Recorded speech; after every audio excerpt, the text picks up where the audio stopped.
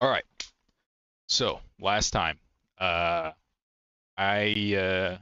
opened the B boss back up. That was one of the first bosses I made because I had a clearer idea of like I don't know. It just it seemed like fleshing out attacks, fleshing out behaviors for like a swarmy formation-y B boss. It just seemed pretty straightforward to me. Um, Pretty easy, like pretty reasonable. What's it called? I guess, or like what I chose to like implement the attacks as. They're nothing too obvious or groundbreaking. It's a lot of just or obvious or groundbreaking. Nothing too unique. I mean, because it's just implementing typical like you would imagine insect queen type mechanics there. So yeah, I got back in the B-Boss, which was very old, so it didn't have some of the new code updates that work into like base classes and general systems and stuff. Um,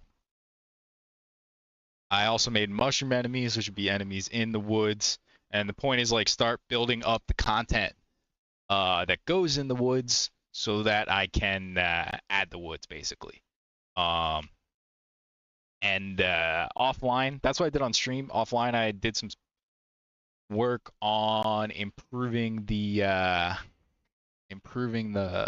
platforming, just like the how it feels to move around, the controller, just some random polish stuff.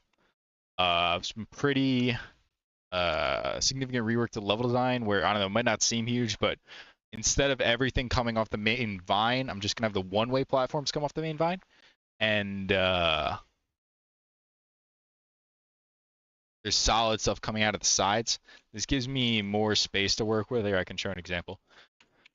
See, there's like before I was dealing with 3 wide, 4 wide, maybe 5 wide at the widest for platforms. It really left me limited with like the variations I could implement because, um, ultimately, if you only can do 5 tiles across, how many different ways can you move around those tiles? Let's be real. But now that we're more like 7 or 8, we can add some more flexibility, can add some more, like what's the word? I don't know, just like room to put stuff basically. Where, especially as I want to add more guys in the future. Just trying to fit every new enemy type onto this like this narrow offshoot of the main vine I felt was going to be too limiting, so that's why I have these side areas now. May not die here. What else? I guess one, I haven't really played with these side areas too much. I just finished up this level design change like a day or two ago. But one concern I can see potentially is if that's where most of the bad stuff is around, like why would you, I can see it, I can if I want to just jump from these one-way platforms to one-way platforms. I don't have to actually engage with the sides necessarily. So there are a few answers we can do to address that.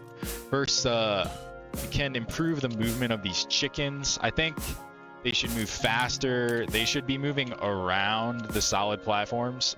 It was less of a big deal before when the solid platforms took up less space, but like these guys, this guy, 1, 2, 3 chickens, 4 chickens, they're all basically out of the game if they're too deep in that solid area.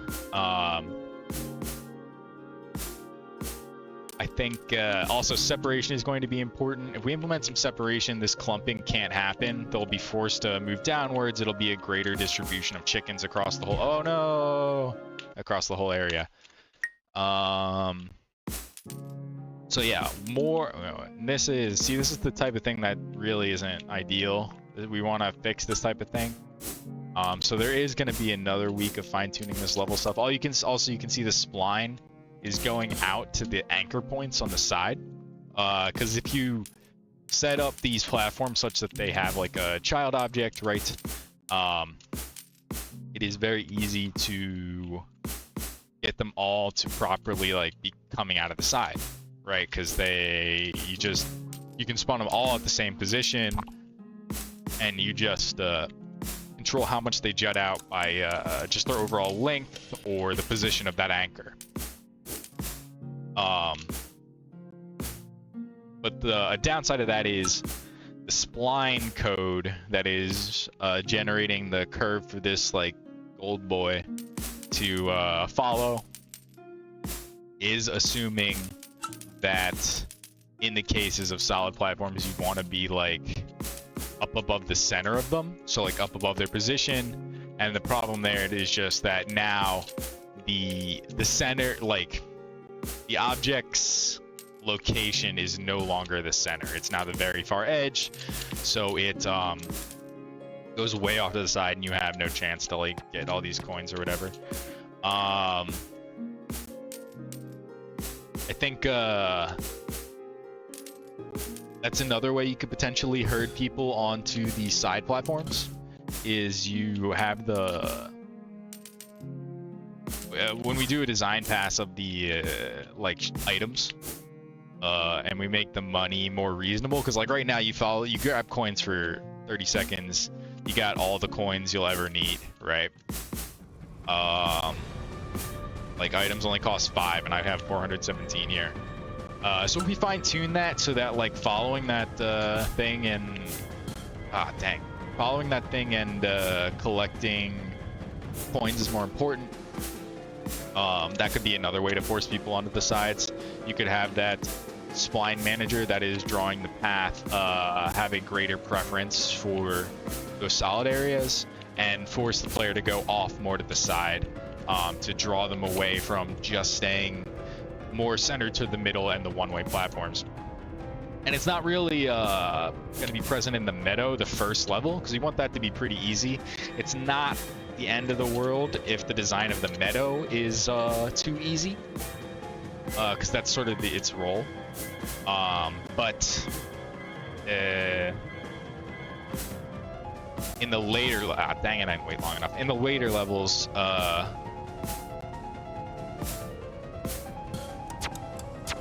oh god, that was the worst time stop. In the later levels, I can make those like those side platform or those one-way platforms coming out of the vine thinner and thinner.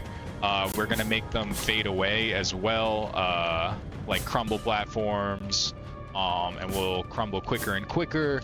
So, and then we'll also see what options we have for maybe getting some enemies that focus more on those one-way platforms. Oh, this guy still has 2 more hits. And I just got myself killed. What else? Talking about offline changes here. Oh, also I zoomed out the camera to give me even more horizontal space to work with in terms of the platform design. But just repeatedly zooming out the camera more and more and more had eventually left me at a position where the player's just too small. You just the trail and the glow and the stuff helps you keep track of the player, but I don't know. I just when you keep zooming out the camera, eventually he was representing a relatively small portion of the screen, which I didn't think was good. So I still wanted more space from the tile perspective, so I left that the same size and zoomed that out. But the player and the enemies and the enemy spawn burrows and stuff like that are all bigger now.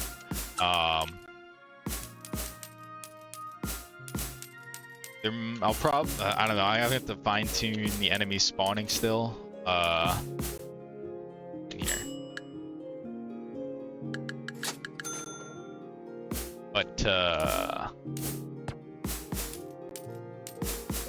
yeah, I don't know. I think in general, this is way better than it was before. The sidewalls help as well. Just getting started. I think we'll have background parallax vines too.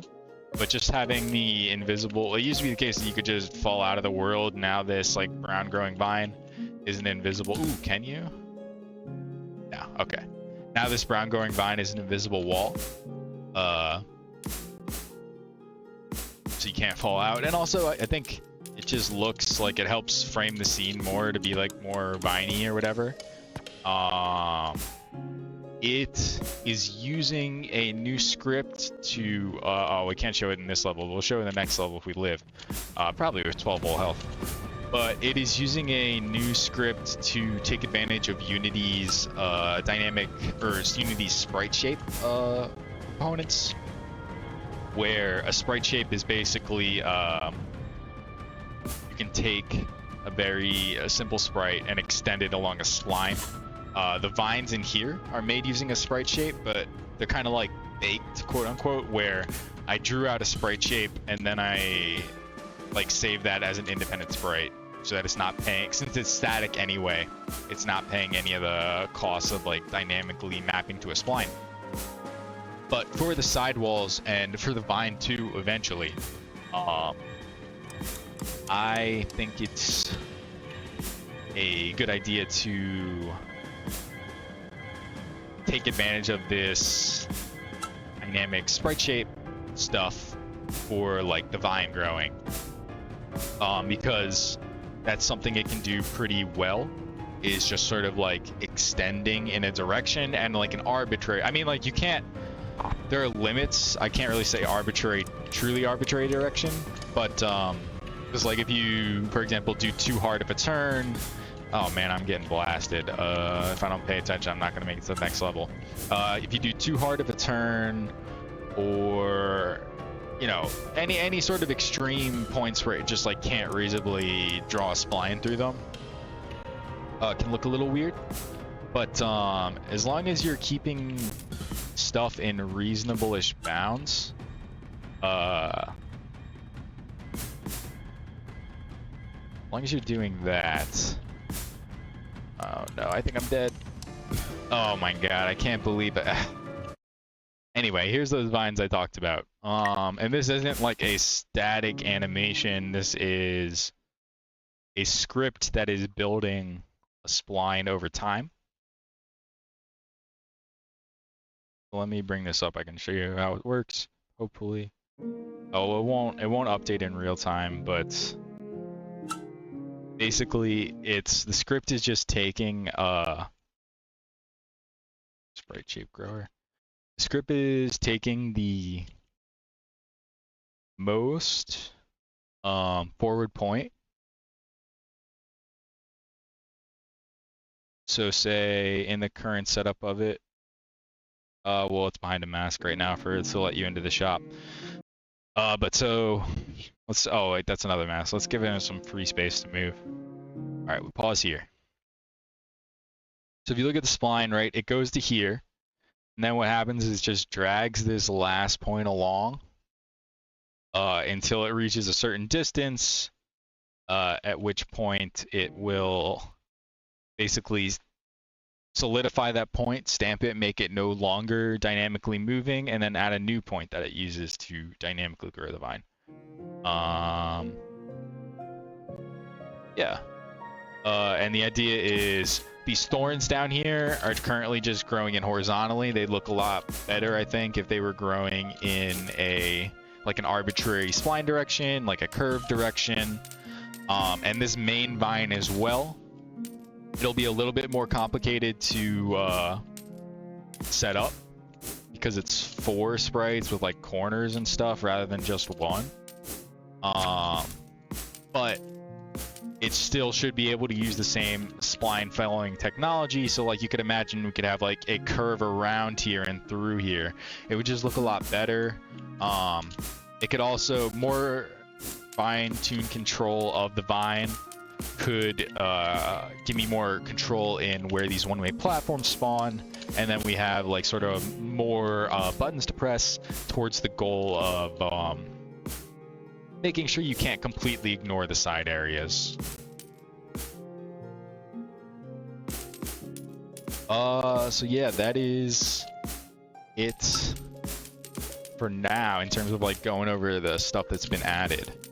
I think you can see I think I had this like leaf thing last week where it shows your position, but since I made the player bigger and kept the tiles roughly the same size, it can be much more dramatic now. I think it's pretty cool. It works.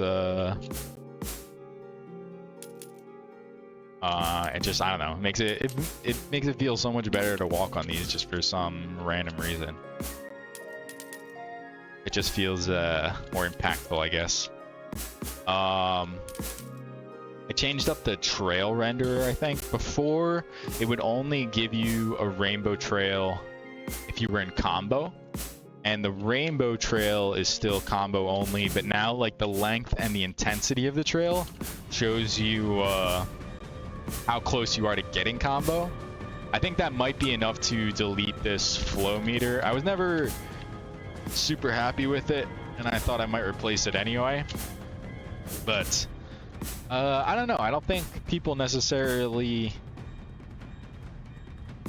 need to know, oh, I'm exactly 30% of the way to a combo. Is that necessary, or is it enough to see like, oh man, my trail isn't very big, I'm not close at all, or my trail is like getting big and vibrant, I must be really close, I'm about to hit combo or whatever. So yeah, I don't know. I think that replacement, I think it's a better piece of feedback.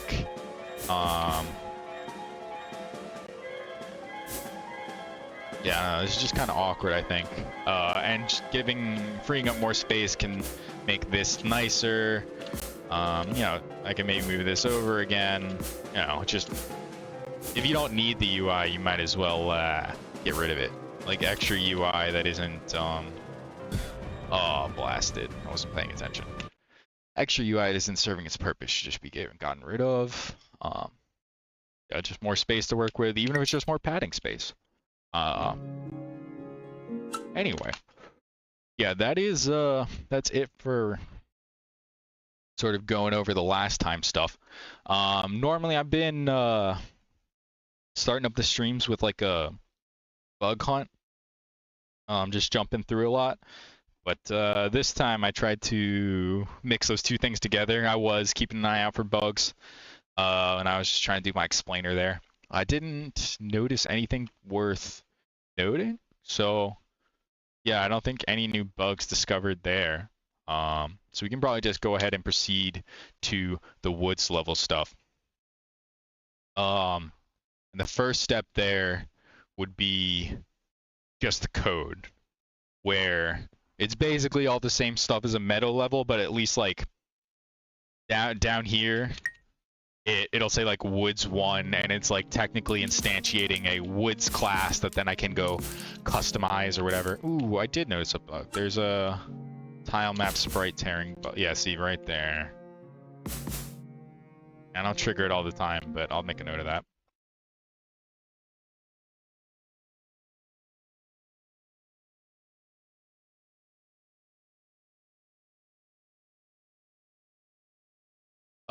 It's possible that was introduced by the edge changes, or maybe it was already present, and the edge changes just exacerbated it because they're larger platforms. Larger platforms means more tiles, more locations to tear. Thinking about it, I think it's just like it's something you have to set on the tile map or the camera or something to address tearing. Anyway, so yeah, wood stuff. Let's open up meadow level. I think we want to just basically duplicate this. So meadow. I need to be where it is actually. So resources, no, just scripts. Content, I guess. Levels. Here's meadow level. Let's duplicate it. We'll call it woods level.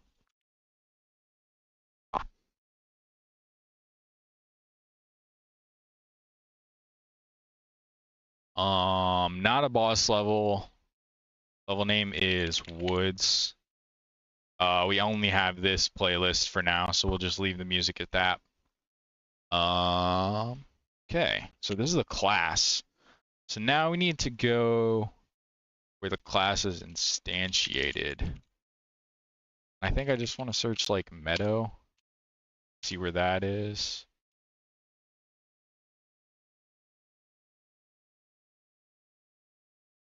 Not that. Okay, here. Okay, so yeah, this is what we need, where it's figuring out the level name and then it uses that to generate a prefab, and then I guess the prefab will have this script on it. Makes sense. So 0, 1, default share is meadow. And I guess maybe we'll reverse this so it's less counterintuitive. Case 3, level name woods. 4 as well. What's the problem with? Oh, that's this thing.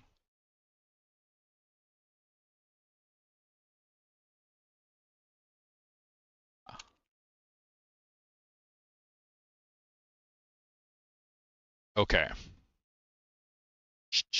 Let's go also to our main level base and significantly reduce this.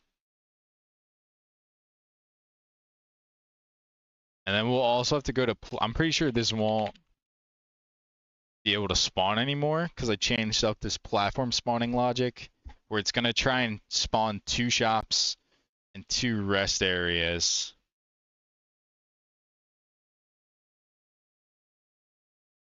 So we're going to have to make these, like these are parameters that control, like restrict the area those things can spawn. We're going to have to make them more forgiving or it's just like not going to have enough space to spawn things. Yeah, see, it just couldn't find even that was not enough. I think. Yeah. This combination of parameters is impossible.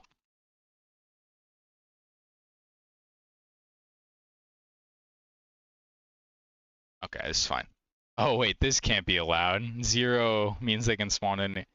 Do I care? I don't think so. I think I recognize this is busted, but we're not testing shops right now. We're not testing rest areas right now. So it's like, who cares? We're just trying to get it to not break, so that we can quickly move through these levels to test that system. We should also go put the bosses at 1 health each, but we'll, at least in this playthrough we're currently in, we'll, fight them fair and square. We get some... What happens if I try and go... Alright, there's something weird that... Okay, I literally can't go in shops. It's probably messing up the invisible wall code. But again, we don't really care. It's not about... it's not about that right now.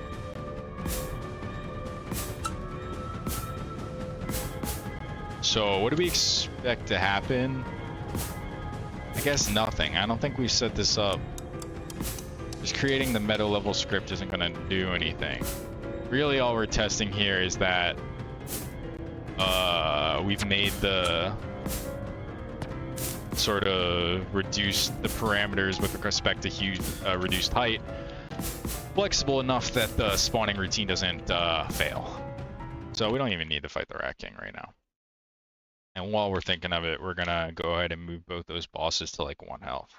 So they die immediately.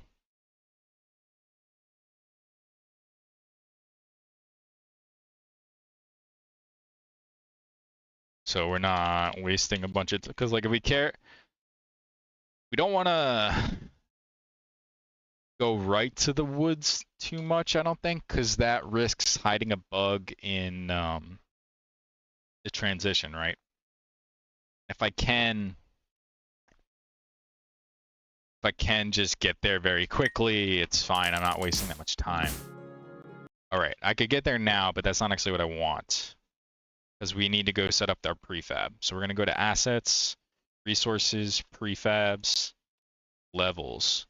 We'll duplicate meadow level here. Whoa, why do you have like a zillion copies of these? This isn't right. I must have like accidentally added too many or something. Anyway, meadow level 1 we're gonna rename to woods level. We are gonna also delete all those duplicates. Move meadow level and add woods level.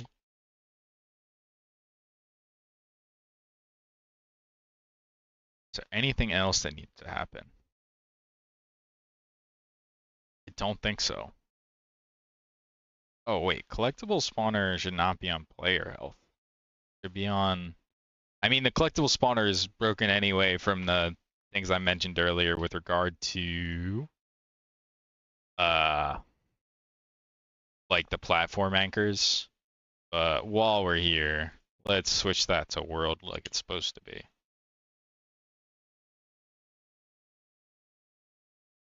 Alright. So I think that should be enough changes to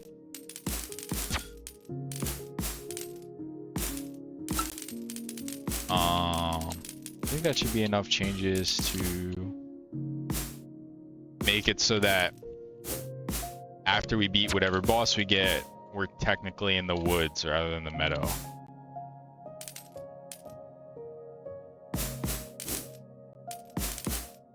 But we'll see.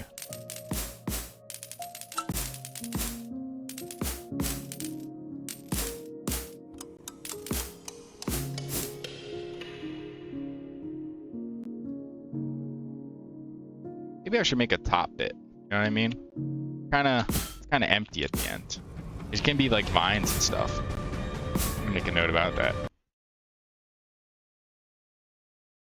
Level and awkward and empty looking. Make a ceiling with cool overlapping vine patterns. You can just add a little bit of randomness to that, and they'll look different every time. We probably only need like 2 or 3 vine patterns. Okay, that guy immediately dies because we put him down to 1 health. And we go in here, we get our reward or whatever. The question is, no, we are still in. Oh wait, it says woods. It did update, but it crashed immediately. Why did it crash?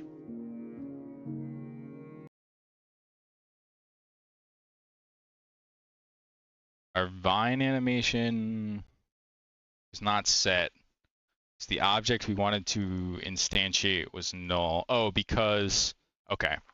So we have a setup here where, well, sort of like the platform at the beginning, like this one here, is it's a prefab. It's not built into the scene because there's only one main scene that like the game takes. The bosses each have their own scene, but the like main level scene is just one scene.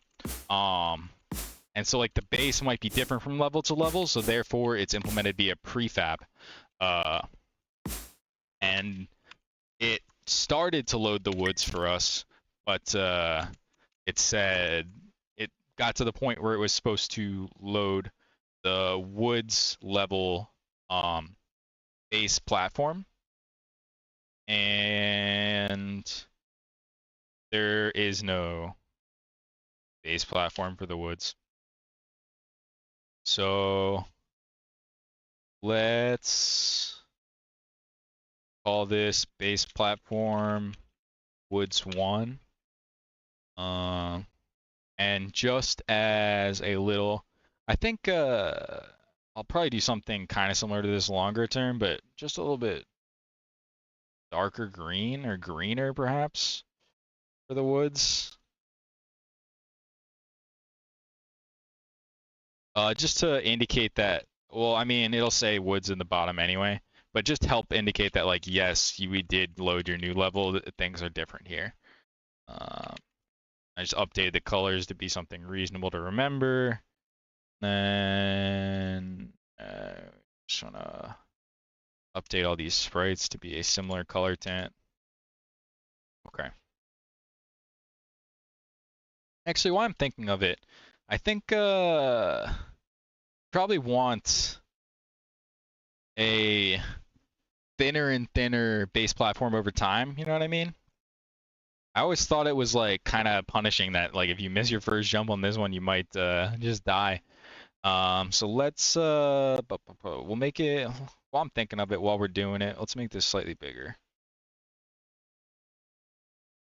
It's this should be the type of tile map operation that is very quick. Let's see. So we'll give this 1, 2, 3, 4, 5, 6.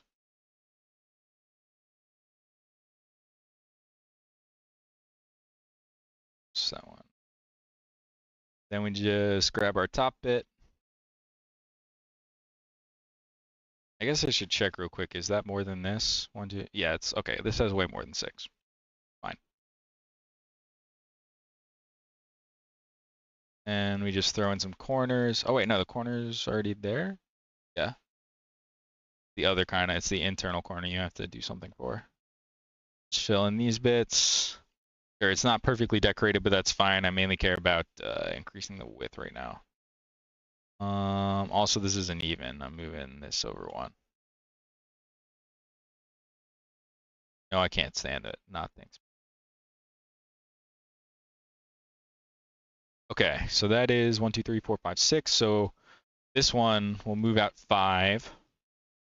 1, 2, 3, 4, 5.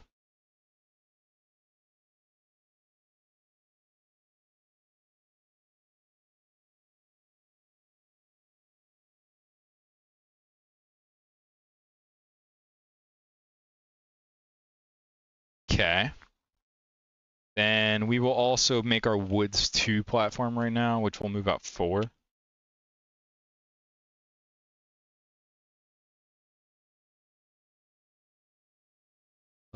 Which means you can just eke it in 1.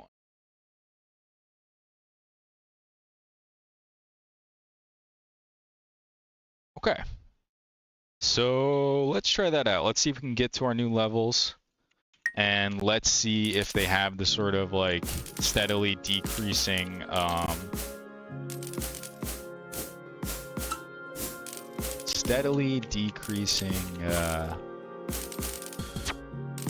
whatchamacallit that we expect, base platform. And I was just thinking about another benefit of having our chickens stay away from the world platforms. Like if he were to bounce back this way, it inherently makes the side platforms more dangerous. Which is what we want because they feel like the safe bet right now. I say that as I get like blasted, but to be fair, this is like a whole level's worth of enemies being scrunched into a reduced area so that we can quickly move through levels for testing purposes. This guy, we just have to not die immediately, and he will die on his first jump. Looks like the boss health bar isn't updating based on that starting health, but we don't really care because it's like a testing thing. All right, we're going in. All right, we have our darker green thing. It says Woods 1 down there. It's reducing in size. Oh, cool. Yeah, promising stuff there. Let's make sure we can get to Woods 2.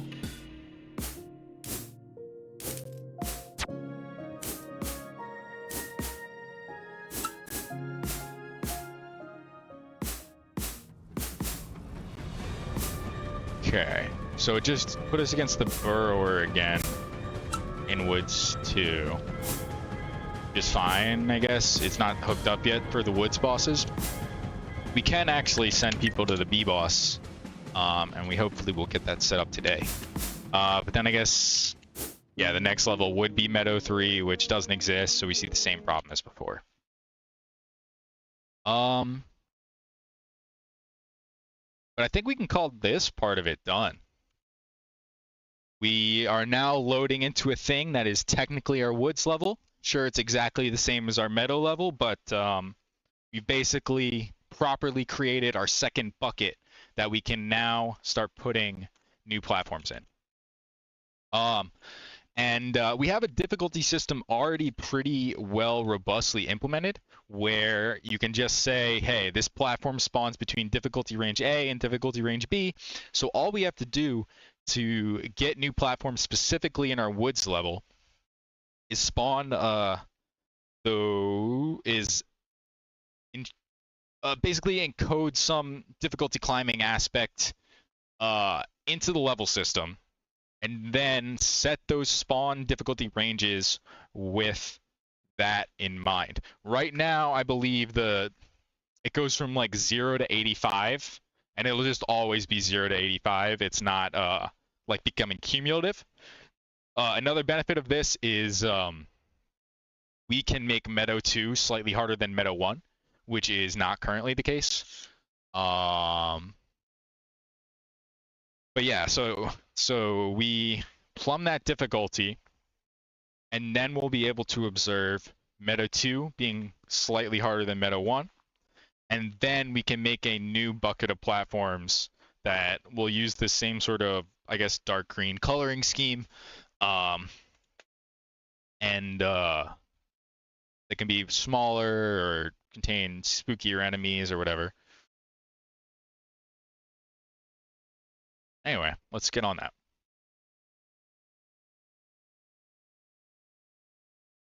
Pretty sure this is what I want to search for, because yeah, so this is where the difficulty is gotten.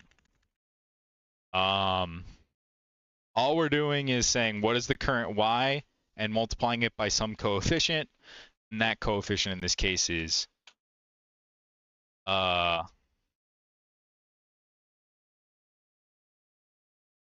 so this needs to just basically take a base value. Oh, I just realized I'm not getting my full difficulty ranges because I squashed the level down. Let's see how much we squash the level down, and then we can squash the difficulty climbing up.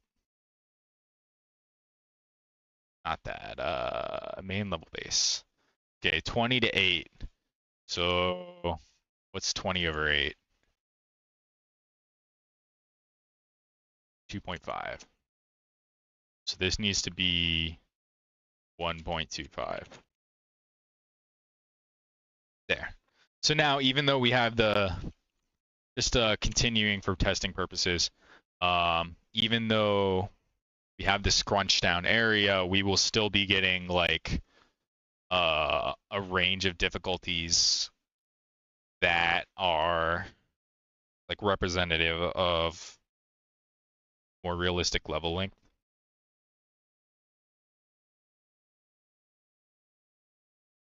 So that's touched up.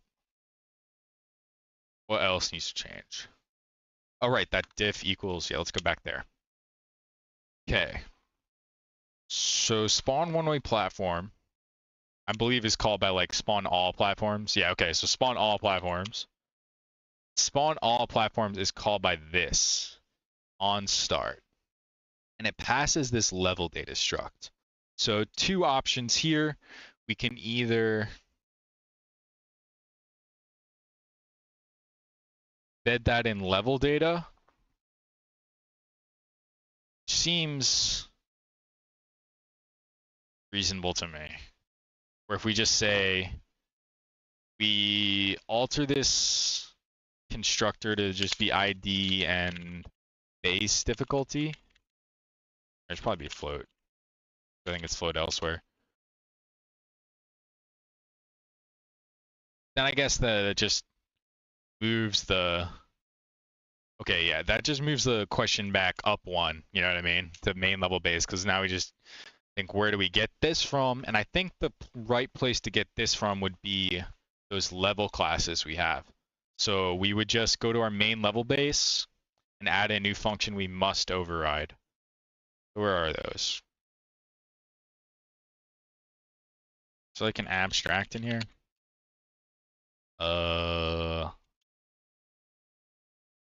I have an abstract class, but none of the the actual overrides are an eye level base. I guess it would be a main level based thing because the boss has the boss, you know, and that's it.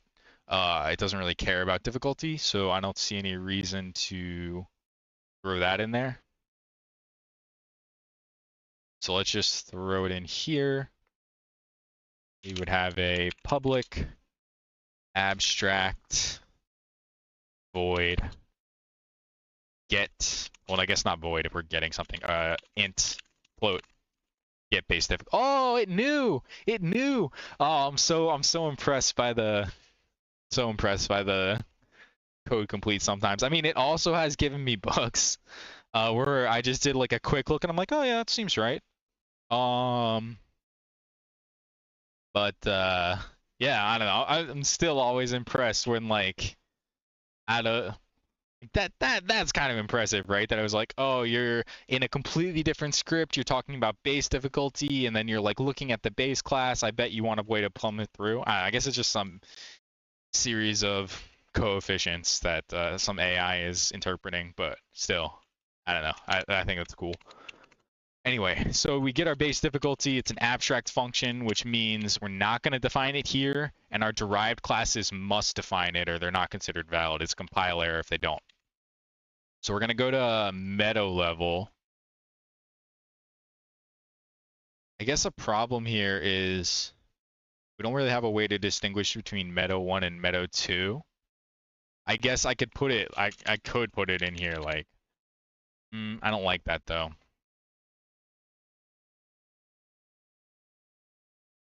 I guess the calling context knows whether I'm in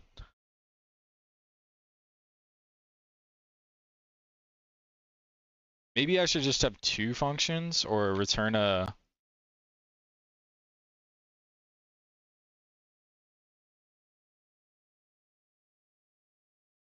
yeah, I think I'll just return like a vector 2 here where it's like your difficulty 1, difficulty 2.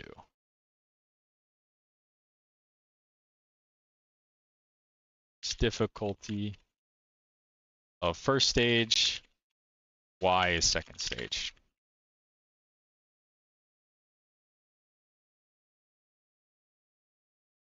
So like in the meadow level, we could have our public, or I guess private, what did I mark it as? It should be protected if it's protected.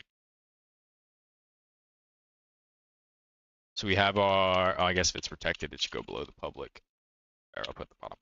Protected, override, vector 2, get base difficulty. We'll return new vector 2, 0. And I guess if the meadow 2 was going from, it's expecting to go from like, let's just look at the platforms. What are they expecting to go from?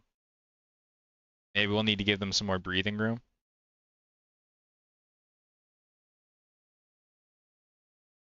We'll go PS2. So these will be like the late, okay, so from 50 to 100. And we expect the max to be, well, first let's just give ourselves some breathing room, go up to 125.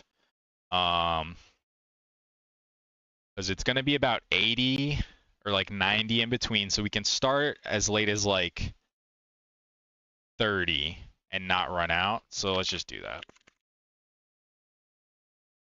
It's a problem.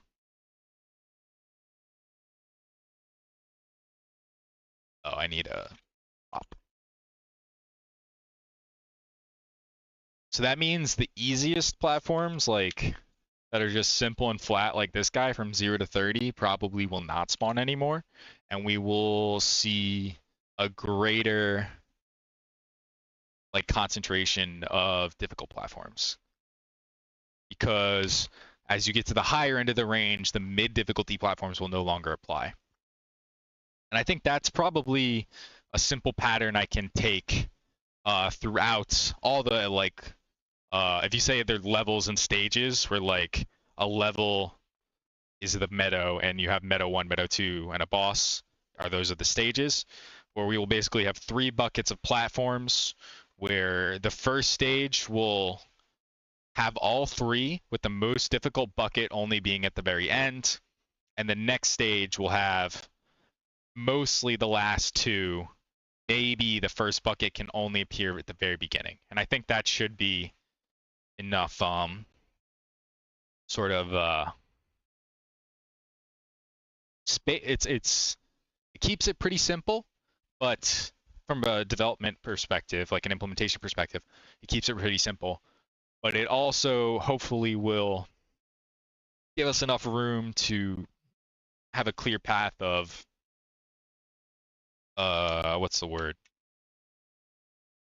Just increasing difficulty from stage 1 to stage 2. Okay, so we have this override. We want to add it to the woods as well. If the meadow is stopping at 125, let's just be safe and say the woods start at 150. And then if we wanted to if it needs similarly, like, I mean, I can give it as much space as I want, but let's say it's 90-ish, then yeah, it's going to be about 30 in both the cases. So let's say 150, 180, 150, 185. What I actually expect to happen is it's going to crash when we get to the woods now. That's fine. We just want to, we got to incrementally test. But what's going to happen is it's going to say, okay, the minimum platform I'm allowed to spawn, I can't spawn anything under 150, and there is nothing, right? The highest only goes up to like 100 or whatever, or 125, whatever we just put. So this will crash when we get to the woods. That's fine. We just gotta keep testing. So let's go. We have our new function.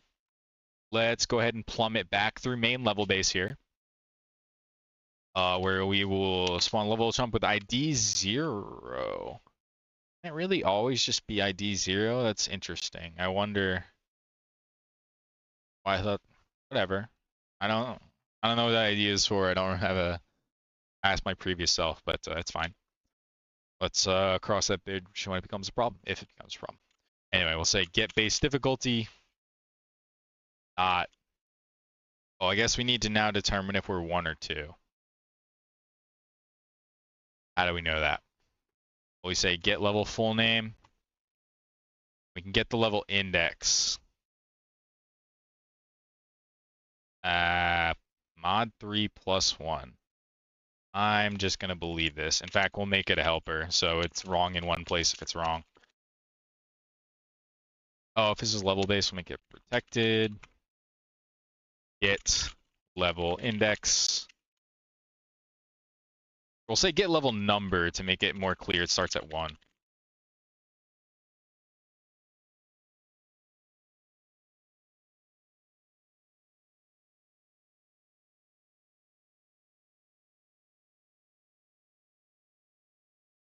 Just this.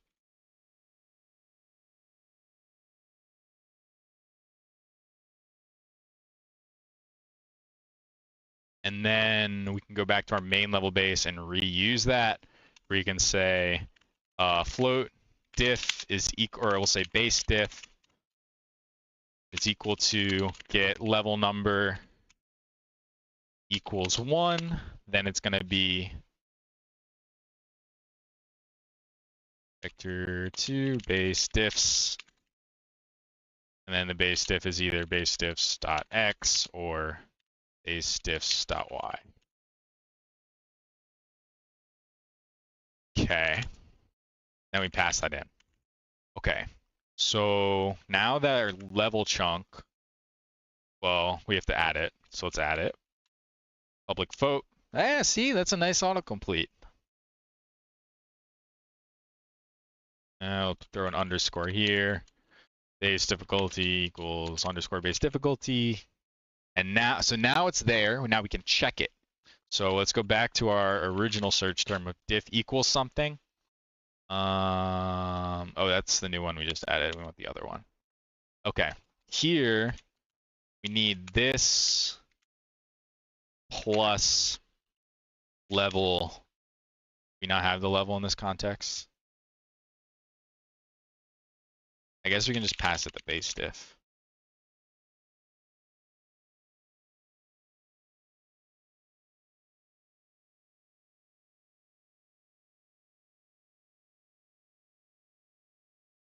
And we need it in the other one as well.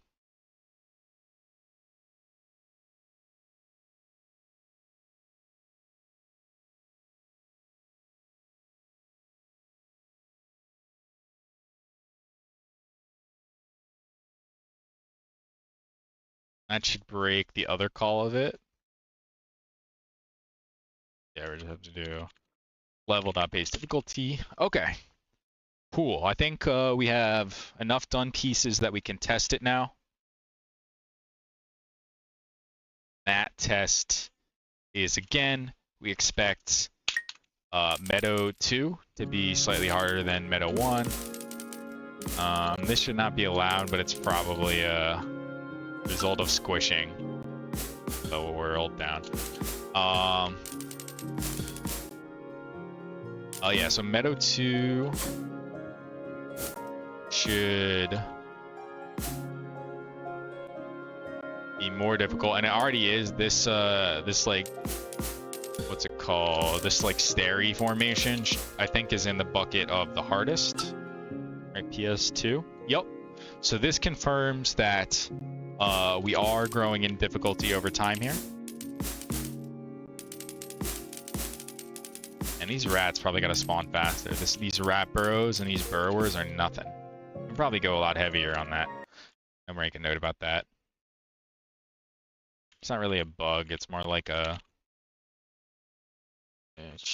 whatever, I'll call it a bug. Rat should spawn way faster. Burrow is nothing. Rat burrow is nothing. Burrowers should be more aggressive, much less of a threat in new layout. Maybe more shoot velocity.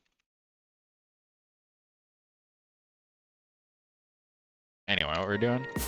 Oh, right. So yeah, we've confirmed that it got harder as we went to meadow 2. So now we'll knock over whatever 1 HP boss we get here.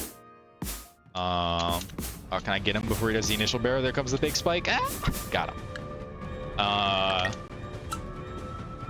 And now our game should crash. Yeah, which, I mean, the game didn't crash. That's nice, but it functionally crashed. The game state manager thread crashed because Watchdog timed out looking for 165. There are no platforms that satisfy difficulty 165. So that's good. That's good. That's what we expected to happen. Let's now make some. And what I think I'm going to do is I'm going to copy all my PS0s here. And we're going to duplicate them. And we're going to rename them PS3 because we already have 0, 1, 2 in the meadow. So we'll start at the 3 for the woods.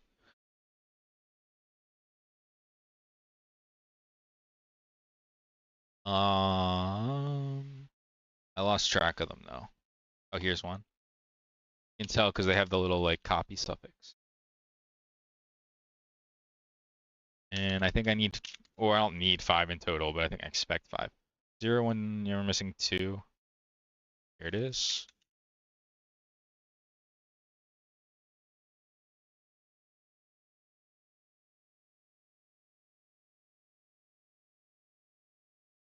Okay, here, 1 second. I need water and to pee.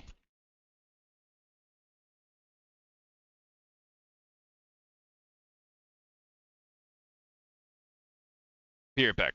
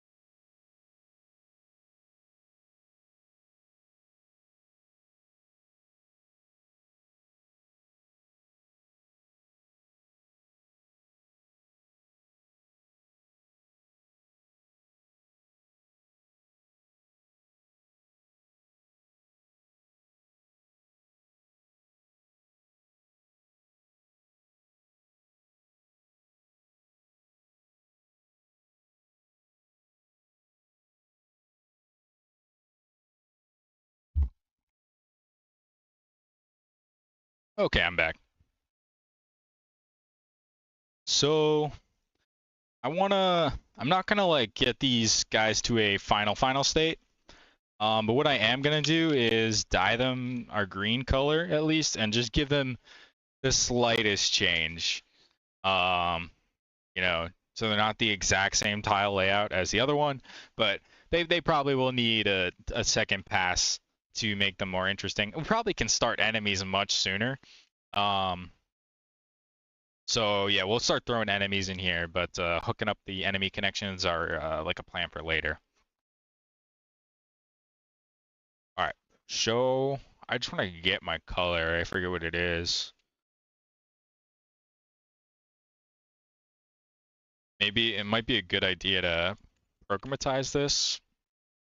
I mean, it's easy enough to. Color is one of the things that is pretty easy to change on many objects at once, with like a shift click. But I'll add a consider for like putting color tinting on level data, so it can be applied programmatically.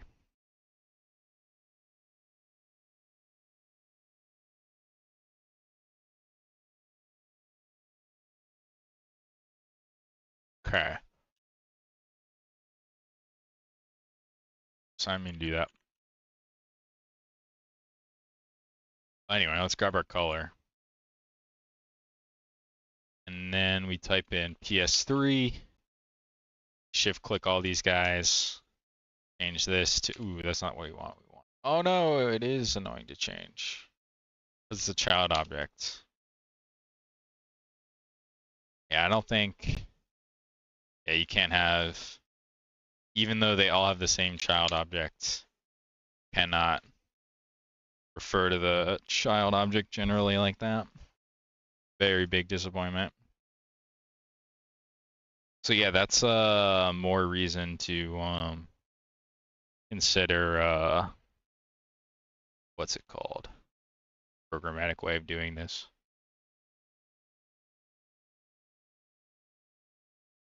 And let's go through just make like the tiniest change to like file maps. Just do like that. Bam bam. Bam bam. Good enough.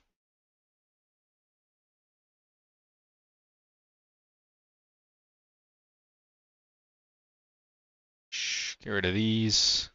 Add in our corner pieces. Cool. Oh, we missed one up here. This should just be this. And another corner. All right. Here, let's move it down one. Make this flat.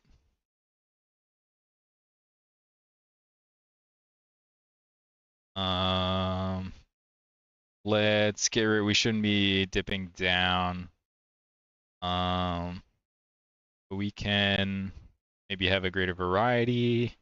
We want at least 5, I would say. Cool.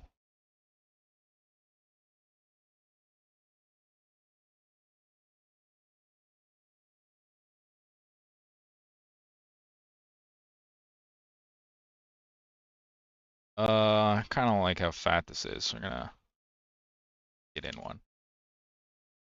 Okay. Head over to 3.2. What can we do with this? Maybe make the upper platform here fewer levels, but go up higher. Um, Something like that.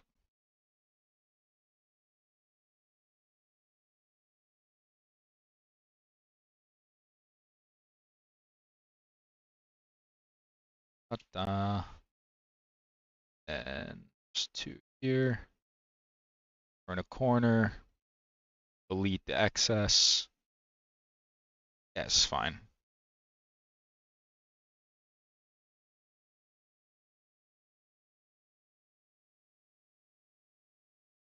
The only thing we're gonna have to do though is recenter it.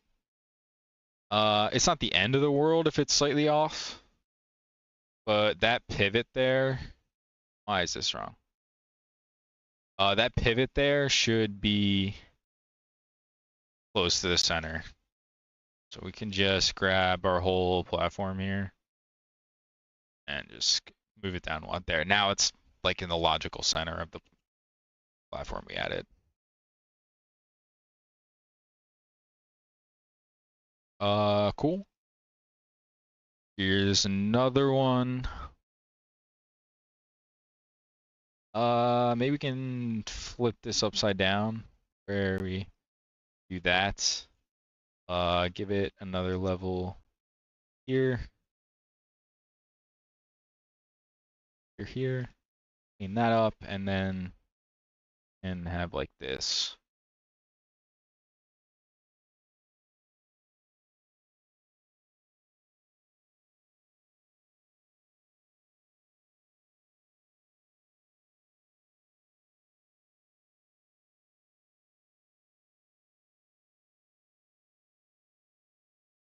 We can put something in here potentially. This is another one that's in its changes has become off center. Just pull that down. Okay, one more. This is like the more complicated one. We can probably keep this outcropping. Let's simplify the bottom, but yeah. Let's go the other way actually. Let's keep this outcropping, make it swish over another level into it, like this. But then flatten it out here. Delete.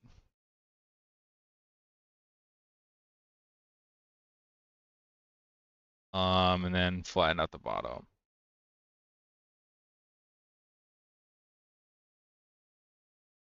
Yeah, it's fine.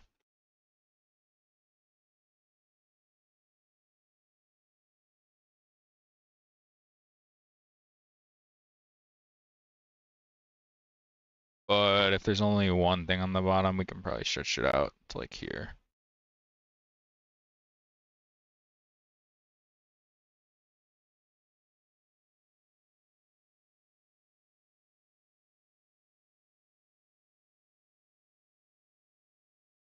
It's centered enough.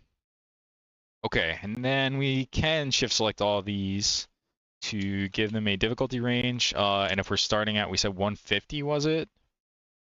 Yeah.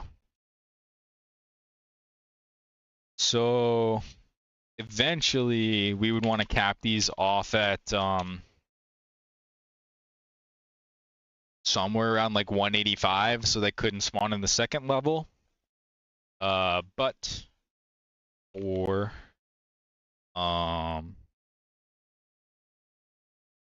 now let's just make them like 150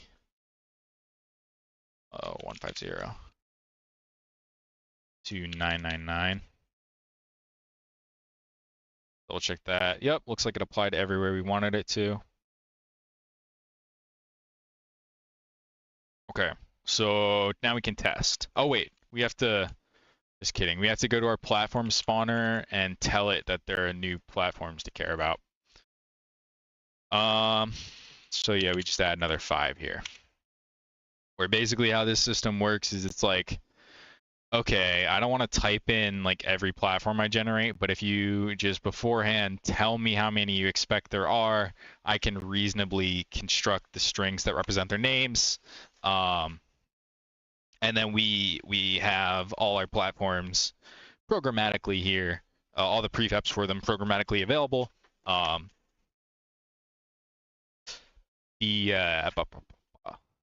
It would be such a pain to like be specifying a million game objects in editor or manually loading each of these. Yeah, that's a solution that has worked out nicely as I ramp up scale. Anyway.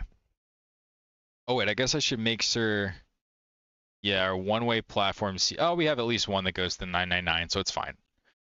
Yeah, so that should be enough. So now if we hop into our game, and we make it to the woods, so we'll have to do it there first. We should see our new platforms that are tinted green, that are the slightly different shapes we made. Wow, it just blasted. There's a problem with the multi-hidden vulnerability, I believe.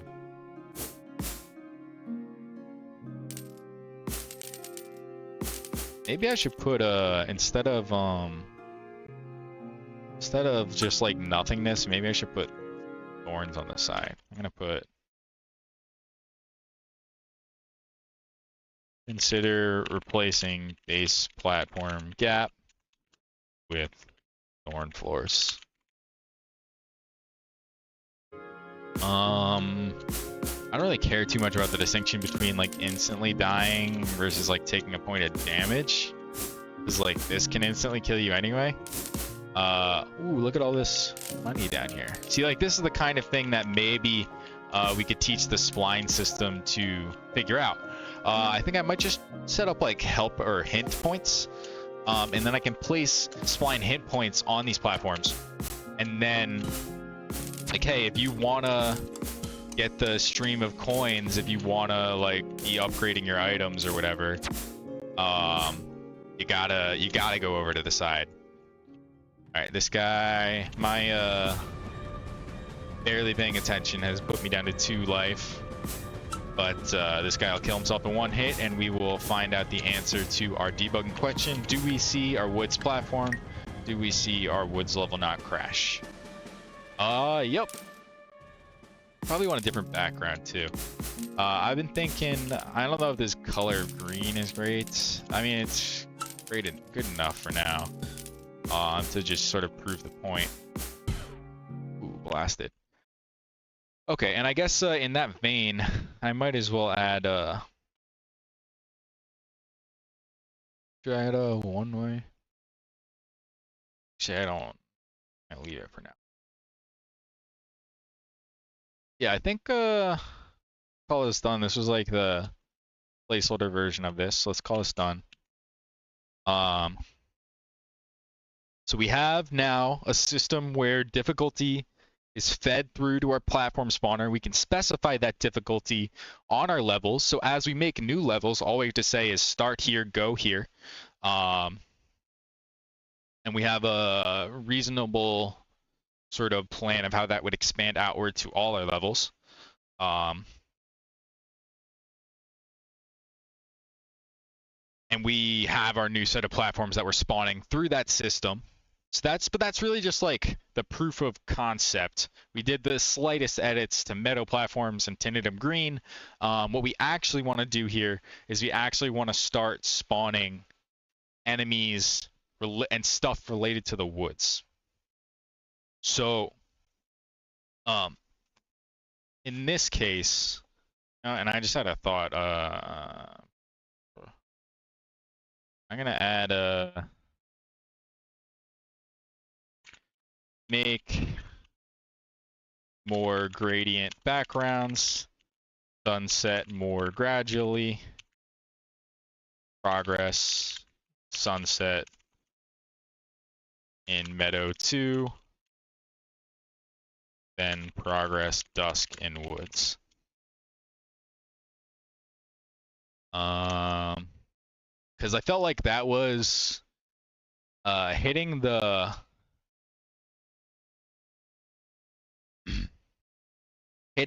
just the same background just made it felt the same. So I think a change in background, and also as I get parallax objects eventually, other than the glowy spores I currently have, I think a change in background will help sell it being kind of like a different zone. It's not really quite there yet, although the tint green is a step there. Anyway, on to the next thing, which is, so those mushrooms we added last week, we're gonna add some platforms that like spawn mushrooms, basically. So let's take a look at that. Do we have our mushrooms? Okay, yeah, so I have mushroom burrower and mushroom shooter here. So one of these has movement similar to the burrow, where it'll be over a horizontal range, and then it shoots at you, and the other one is just like shooting on a cooldown. So we need to go to, I believe, Animal Manager. Technically, these aren't animals, but animal can just be thought of as enemy. So we'll say uh, mushroom shoot. It's 5. Mushroom burrow 6, and our count goes up to 7. Okay.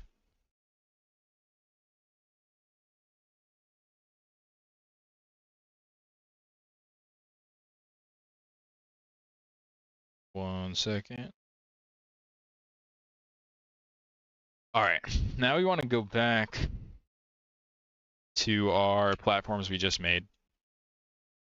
This first one will leave stuff off of except for plant. Let me grab, we'll do our slowy flowers on this. And it can go over like most of the whole area here. That over. Sprite to visualize. And then 7.5. Nope. 7, I think. 7.5. The rest of this is all fine. Except with the scale of 9, we need a much faster spawn frequency for like a reasonable amount of flowers to spawn over this area. Let's rehide the sprite and call this one done. Okay, but 3-1 here. This will be where we start spawning enemies. So I think we'll just do shooter. Just like just 2 vantage points to shoot at. Or I guess let's see. I don't know if this is gonna work. Because they need to be able to shoot you. I don't know, we'll see. I'm just I think maybe burrow shooter and then grab my ASB burrow. That'd probably be the most similar thing we're looking for. Switch it to mushroom burrow. And I forget how this is spawning. Is it saying like on start, if it doesn't use a timer, it just goes?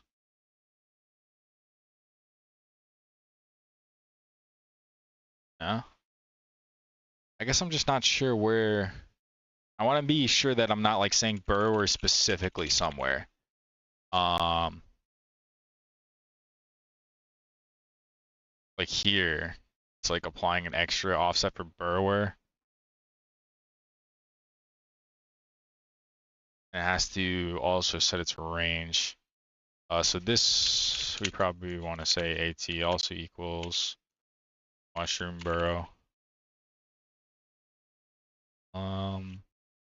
That still doesn't answer the question of spawning.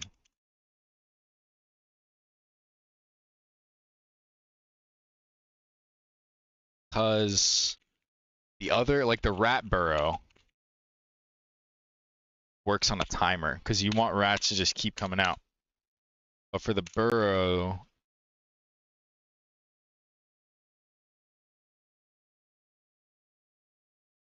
you only spawn 1. Okay, here we go.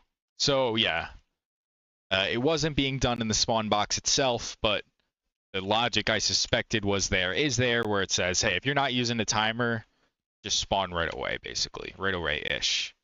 Or it's, I guess, a function of when you get kind of close by. It's in the activator, but same difference.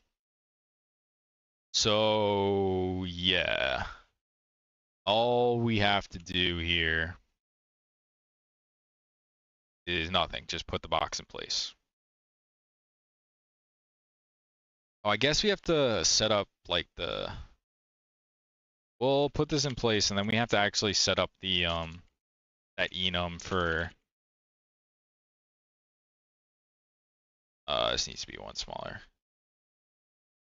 We have to set up the enum for our mushroom boys, because You can just add an enum, but like, that's not, we need this.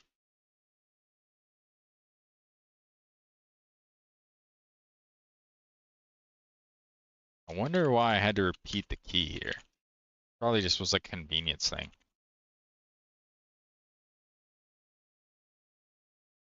What is this named?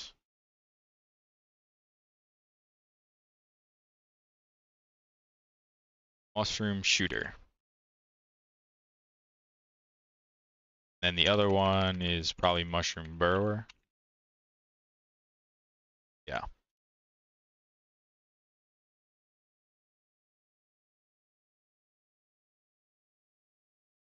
Okay. Now they're hooked up, hopefully. What else? What else? I don't think anything else. Now we can just continue what we were doing before of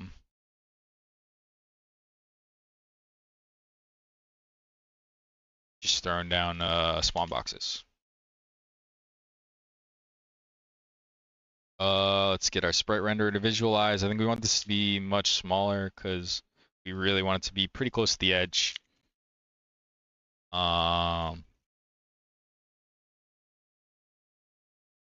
It's fine. We get rid of the, we switch it from burrow to shoot, and we get rid of the sprites. All right, there's another one set up. Let's switch to PS3 to find the rest of our junk. All right, 3, 2.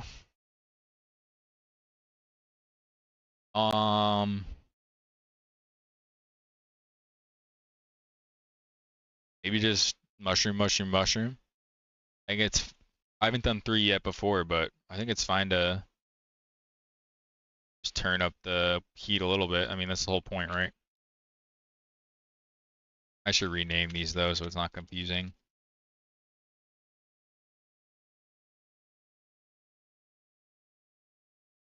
Because then I can copy them. Our next guy here. This needs to be like even 1.5 or barely any space, sure. That. 7.5, 12. Copy that. We can copy it. 10. Copy it again. Give this slightly more space. 0.75. 7.5. And then we hide all these sprites. Okay. All right, 3, 3. I think we need to rework this. We can still have the same idea of like a pit, but we want to make this bigger so this is a viable place to shoot from and maybe is like has enough range for a burrower to be. Let's adjust this. Something like this. And now we have more pit space. Maybe something like that. There, that gives us 2 more tiles of pit space. And we can steal 1 additional, I think. Let's do 4 and 4.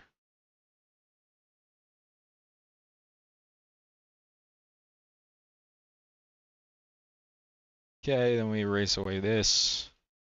And now we have 2 ranges where we can spawn in burrow guys. Let's grab our burrow box, paste it in, give our sprite so we can place it. It's too big. Make it 3.3. 12, 0.75. We copy that, move it down here, give it a wider range, 7.5. Let's see, 0.75? No. Negative 0.75? What is this supposed to be? I know it's supposed to be on the quarter. Oh, I guess negative 2.5. That looks right. And get rid of the sprite. Those are both burrowers. Yeah, that's what we wanted. And we make 1 more here. Maybe we do shoot, burrow, burrow. Copy or double burrow.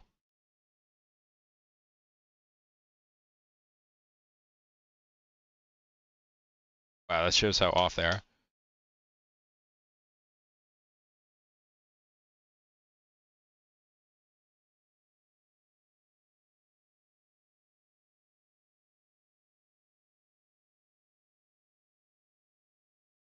This can be slightly bigger. All right.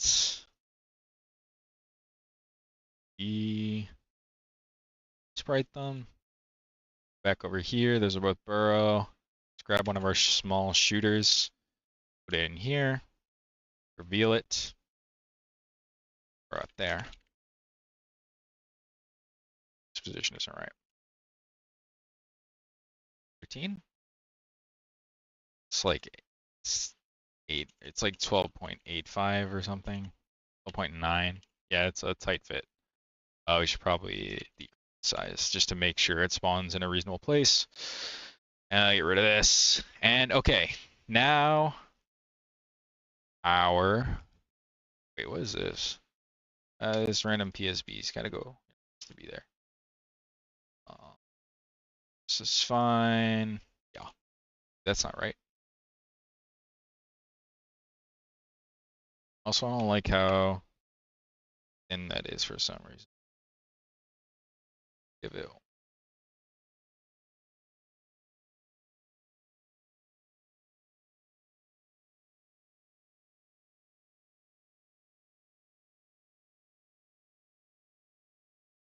Okay, like it.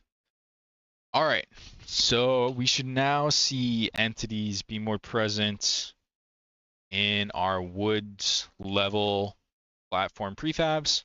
With this first one here just having a lot of slowing flowers, but the other ones should have those new mushroom enemies.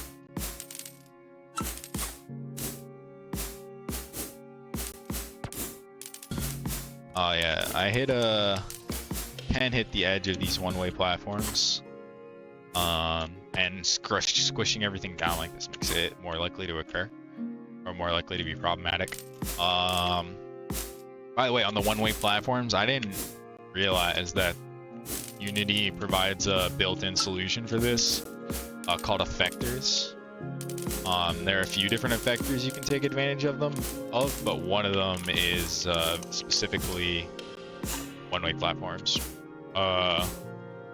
It's not perfect. I actually found a few instances where I felt like my hand-rolled solution is a little bit better. But in terms of the difficulty or like the tediousness of setting it up, it's way better in the Unity built-in. It's like my system, I had like the primary collider for the actual physics, and then I had a secondary collider above that that represented like the activation area. But that wasn't standardized. That was I was like hand picking. Hey, can you guys shoot? No, something crashed, but you spawned at least. That guy does not have a proper offset. I think we just need to update the code where we had to apply the burrower offset and also apply his offset. Also figure out what is wrong with our... Oh, I guess our shooty boys are kind of shooting. But I think these need to be bigger. I think they were not considered in the general expansion of size. So we're going to go to mush. Make both these... We're already 1.25. Well, let's make them 1.5. And then in the code where we had like burrower specific checks, let's also add our mushroom burrower.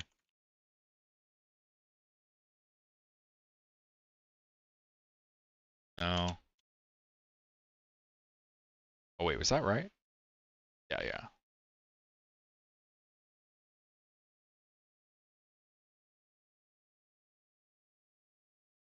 Let's just say bool b burrower burrow type, and it's this.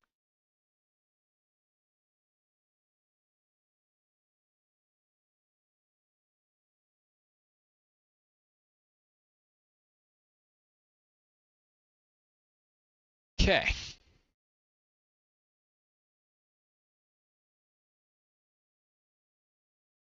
I missed what made that guy not shoot. I'll have to look again. But what we're expecting to see from that small round of changes right there is Burrowers should be bigger, or the mushroom guys should be bigger, and also they should. The purple one who actually burrows, his like offset should be correct, so he's not like floating off the ground.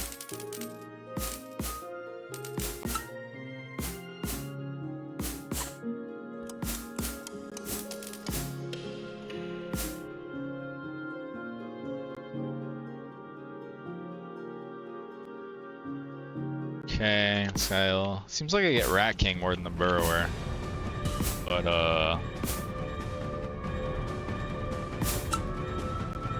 no, because you can like race to go try and kill the Rat King immediately, or the Burrower immediately. Rat King, you gotta just wait. All right, we're in our. Oh, there's a couple things to fix up there. But we're in our new thing. Our guys popped up at the correct elevation, and they shot. But these shots are. They need to be bigger, I think. They're just too hard to see, especially with the purple stuff in the background. Purple stuff in the background might go, but these guys over here are not shooting something. Do you have like a, how do you get your target? You have a range. Okay. So they're also in the ground because they're too big. They're like spawn offset isn't right or whatever. So we need to squeak up these. It looks like these are okay. Well, maybe they should be squeaked up a little bit too. So what do we have to do? We have to squeak up all these scum bosses that we just made. We're gonna increase the size of projectiles and probably make them redder. And what else? Oh, we're gonna increase the target range, but we're also going to. This should be like face target. This helper script is assuming you have a target, which you might not. So you have to say if m target as target. If not, if you don't have a target, don't do anything.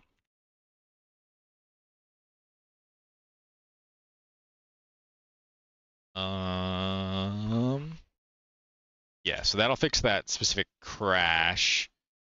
But there's still some other things to fix. Okay, yeah. Squeak up the spawn boxes. A little bit for the burrow, a lot for these guys. And the other, oh yeah, projectiles. Okay. PS3. Wrong search context. PS30. This one doesn't matter. So our burrow box should just go up. We'll say, I don't know. Yeah, this is like, say 0.1 if that's too much. And this guy will put up 0.2. So it's not gonna be that. 9, 9, 9. Ready to do that one? Or we skipped the first one. Burrow goes up 0.1 to 0.85. 0.15. Shoot goes up 0.2. Burrow goes up 0.1. And 0.1. All right, let's, right. A couple other things. Projectile. Mush or something.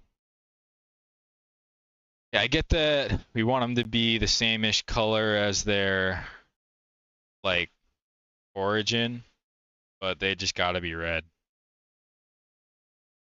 Or they don't seem threatening.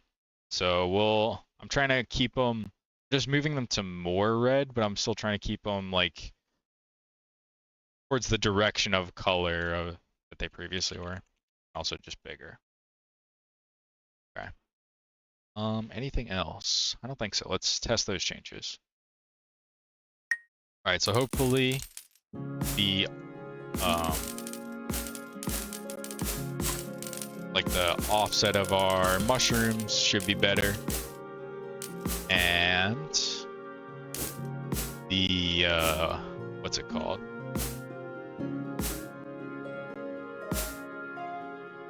Offset of our mushrooms should be better, and also, oh right, the bullet should be more noticeable.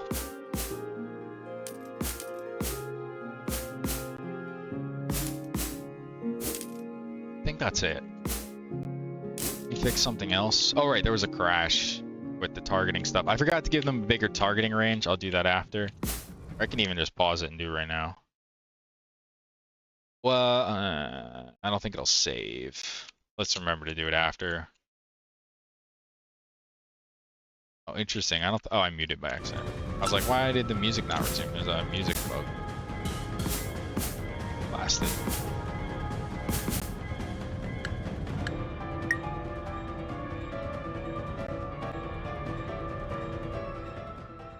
Okay. You seeing crashes? No crashes yet. Our burrowers are going up just slightly too high, and our other guys are going up not high enough. And I don't even see his bullet. Maybe he's just in the ground.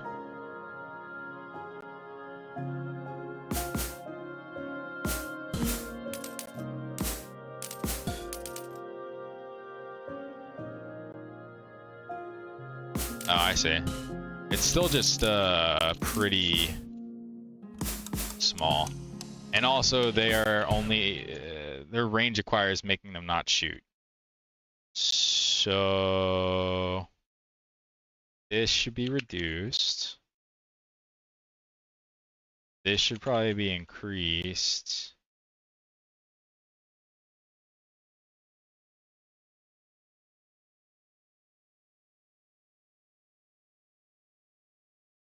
What else?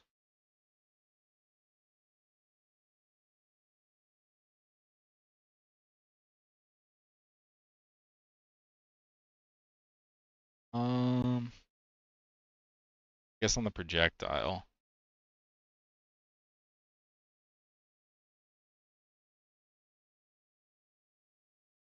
Or no, it's the targeting basically. That's what I need to fix. The other guys were fine. This guy, 10 range is not enough. Let's go all the way up to 30. Like, I do not care if it's shooting a little bit ahead of the player. That probably is even a good thing. The player is moving quickly upwards. You know, too long of a timer or whatever.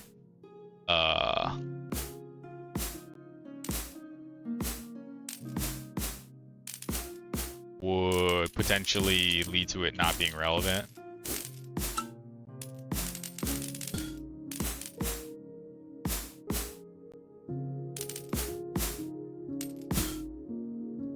I just got an idea.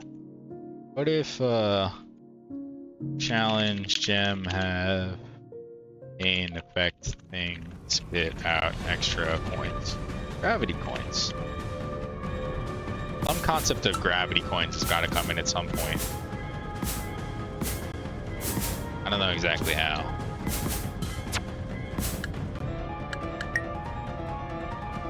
Alright, we're in the woods. Let's see. This behavior of our... Oh, I forgot the burrowers are going up slightly too high. Yeah, I mean, there's too much way too much vertical on his shot still. Like it has no horizontal. But that's to be expected with the parameters that are in there. They're still pretty small. I guess maybe I should make them glow. My hesitation was I want everything that glows to be dash broke. But maybe you just shouldn't be able to dash through projectiles. I don't know. They just... My impression for at least just for the practical reality of being able to see shit. I think they gotta glow.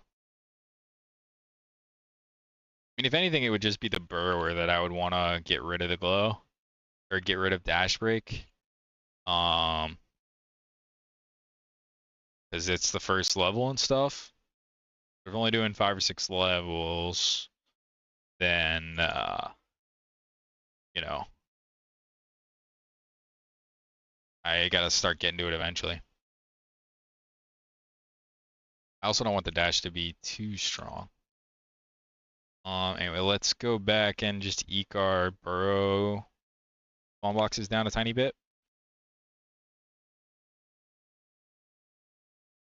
So we did 0.1, we're gonna go down another 0.05, cut the difference. Your shooters, they're fine. Think.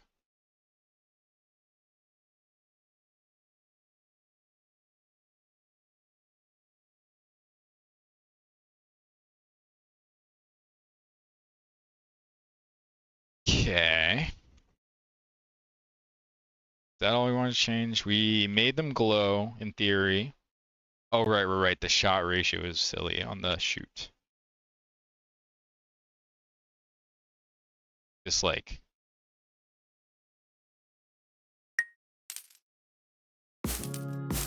I had it at some ridiculous height when I was testing it last week. Partially just because...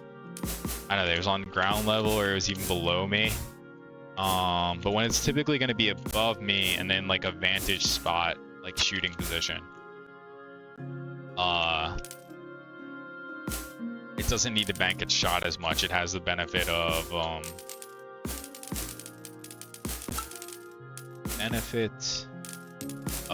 just its positioning, basically.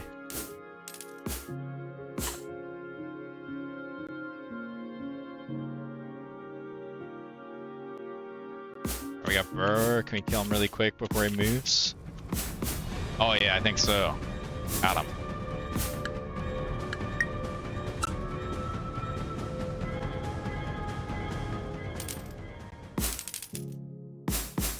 Okay, we got our shooters.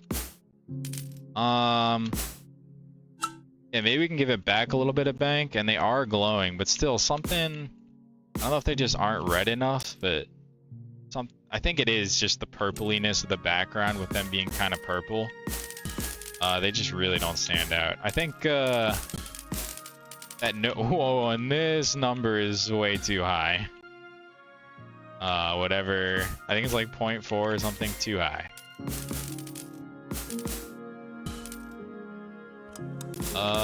Yes, this is definitely more threatening than the meadow. But...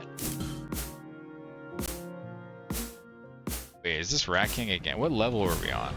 Is that Woods 1? I don't think that was right. Kill himself really quick, but like now I don't. Now I'm not sure. Yeah, Meadow 1 again? Okay. This is suspicious. What just happened? From Meadow 1. I just got... Did I do 2 Woods levels? I cannot remember. Can't remember if I've tested going to the second Wood level up to this point. Seems possible that I cut that. I like said, okay, do 1 more level, then do a boss again.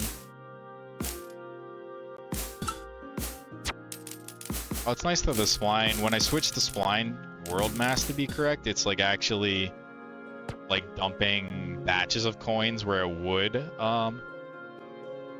go to like go off into the world. So that's kind of nice. Just that gets me, that's like part of the behavior I'm looking for. That gets me a decent chunk of the way there. Alright, Rat King dies. I go to the woods. I gotta pay attention. Are we going to the next woods or... Oh, it still says... I guess that's just the result of the delay. I'm gonna note it though. Level text doesn't update until start, which means there's a period of it displaying the wrong text.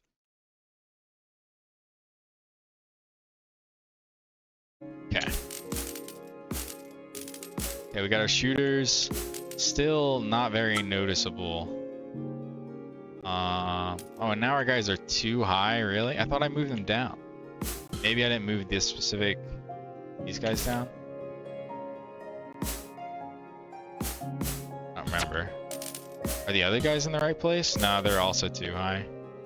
I thought I moved them down. It seemed like I did. Fix that. I'll look for that next time. Alright, we're in Woods 1. Are we going to Woods 2? That's the question. No, we go to the Rat King. Okay. Or the Burrow or whatever. So, let's look at the load next level stuff.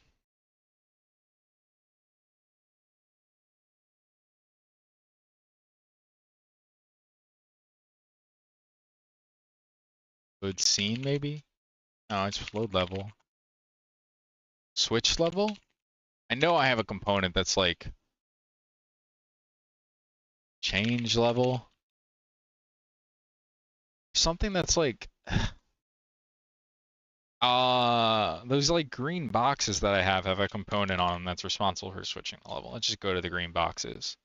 It was level advance. Wow. You can see why I didn't think of it. Anyway.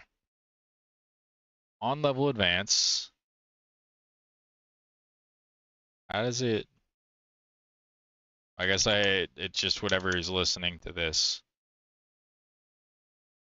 On level advance, blah blah blah cleared. That's not it.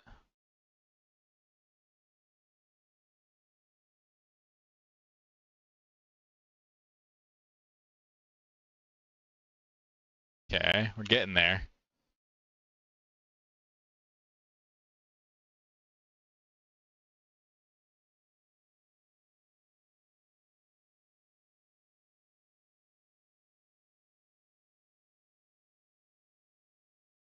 Okay. Yeah, this is just... This is... You just hard check for this. Because then 4...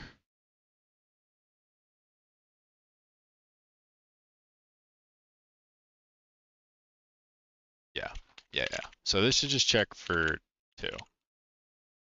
And then else if 4, or wait, 3, 4, 5.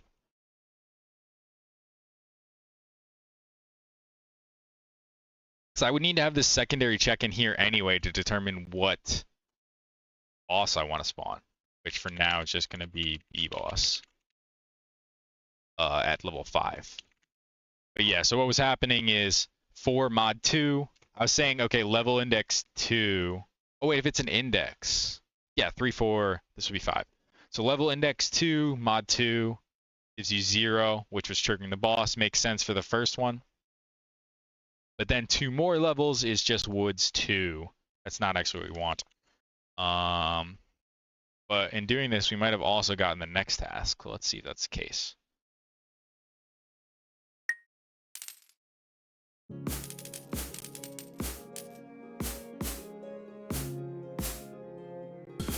Ouch.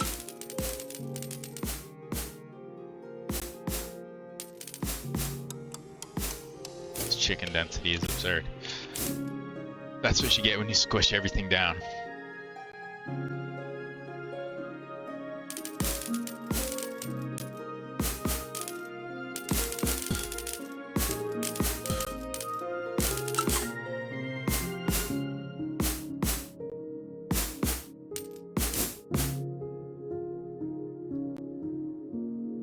We're going to the boss here. I don't remember what we're testing. Oh, we're testing we can go to the Woods 2.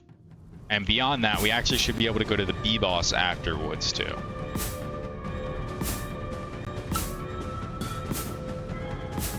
You gotta jump so much quicker. There's so much nothing happening before that guy jumps. Okay, we're in Woods 1. We already knew we could do that. Oh, right, I forgot. Their base like position looks fine. It's just they get off the ground a little bit when they shoot. Except for that guy. Yeah. We gotta down to just a tad. Alright, we might get anything that heals us. Yeah, give me an apple. Oh, I still got blasted. Oh wait, are you guys shooting when you're not supposed to? Oh, you get frozen then, but let me see if they get frozen properly in time stop. Looks like you just still shot. Okay, see that again. Yeah. That needs to check pause. Since it's a base component, I think it needs a listener or like a forwarder. I'll do that in a second. Okay, we made it to Woods 2. Success. Now we just gotta make it to the end of here.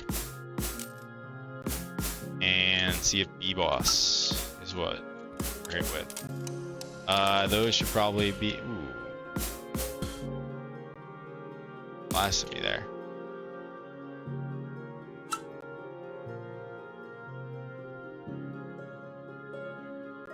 B-Boss? Good? Thinking about it. What is with this delay? Nope. Oh. I forgot. Yeah, you need to like add scenes to the build or you can't load them dynamically. So we're gonna go to the B-Boss scene.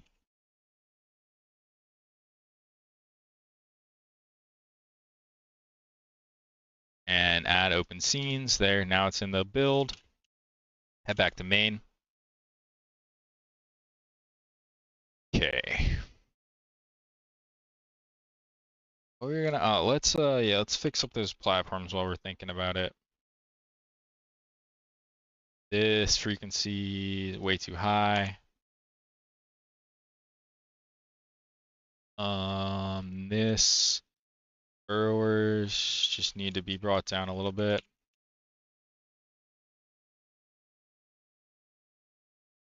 Just back to the original value, but that's okay. Oh, right, and the shot wasn't respecting pause. That's another thing to fix. Ooh, that one, that's it.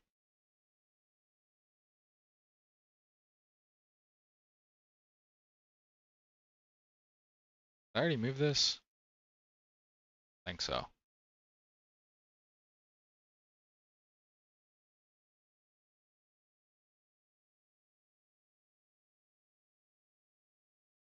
Uh, 3.8. What? Is that right?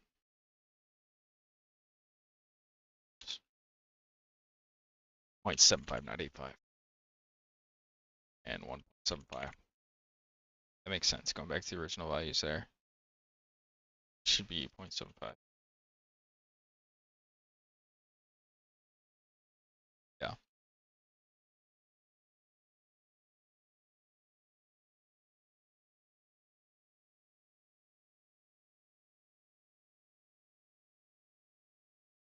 The console complaining about. How about that? I think that might have been from duplicating stuff earlier. Anyway, so we fixed that. Now we need to go to our shoot thing.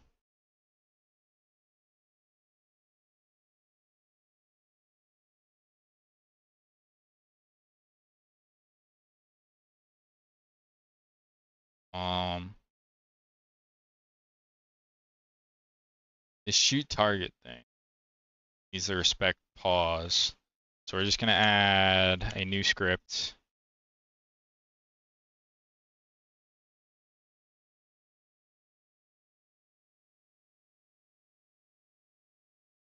Call it shoot pause forwarder. We wouldn't need this little helper component if pause were like integrated into common tools, but since pause is like new to this game, it is not integrated to the common tools. So the common tools can't build. It only goes one way, right? The project can build on things from the common tools. The common tools cannot build on things unique to the project. So I will look to like clean up and merge in any of the code that might be helpful when this project is done. Pause manager is the type of thing that seems like it could be generally helpful enough to warrant merging. What up? part of what I learned in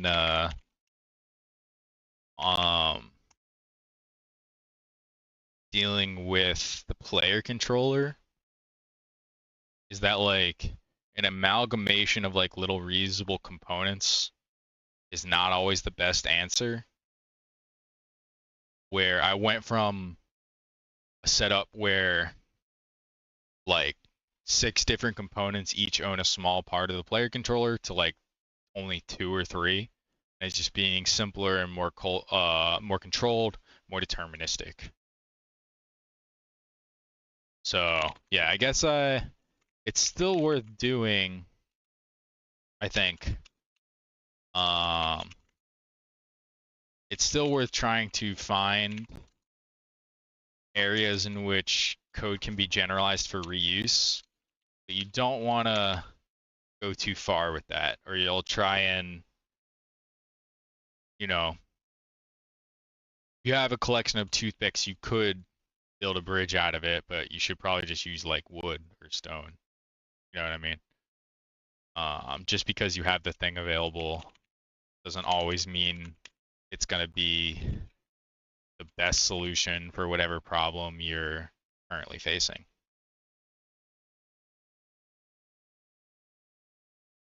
We can do the common shoot interface so that any type of shoot will work. On shoot, like, is there a paused or something? You guys might have to add the concept, like a private concept of pause. I feel like I use timer. That's annoying. Okay.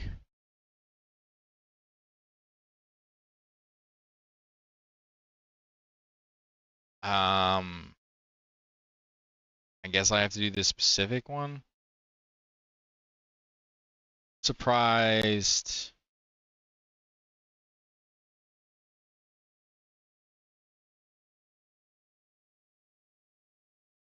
Oh wait, I don't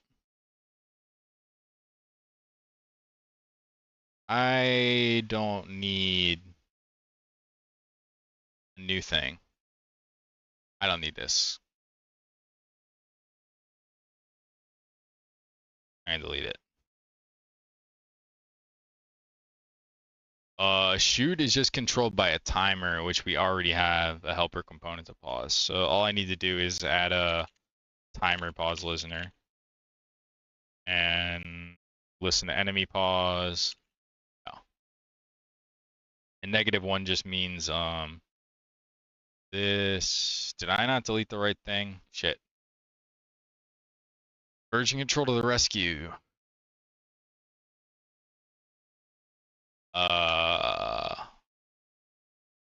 What? Okay. I don't see anything deleted. I don't know if Visual Studio, like, I don't know, whatever. It's rid of it. I think Visual Studio might have saved a local copy of it. So let's F5 to double check. Yeah, nothing's missing. Okay, so all right, we moved our mushroom position slightly, and we added a timer pause listener to our what's it called? To those mushroom shooter guys.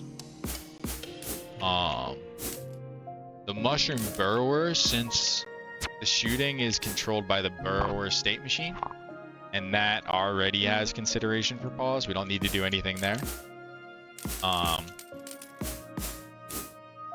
But the mushroom shooter was not using any new tech. It was just using like a collection of old tech. So I guess that kind of is a nice example there of like the pros and cons of my point there, where because it is an amalgamation of old tech, it was created so quickly, it was very easy to make. It's got most of what I wanted it to do. It's pretty much fine. But you have to be sure you add all the right stuff to make it function as expected in this game. All right. Those look good now. They are no longer. I mean, there's a very brief gap on their shot, I think, but I think acceptable. I can move them down again in the future, maybe, but like to a certain extent, this is still proof of concept-y. On these woods enemies, you know, we're still in the smushed. Well, first of all, there's like a sea of chickens, and second of all, we're in the smushed like platforming vibe. So you know, I'm gonna have to. I probably will have to fine-tune things like spawn rates, shot frequencies, stuff like that.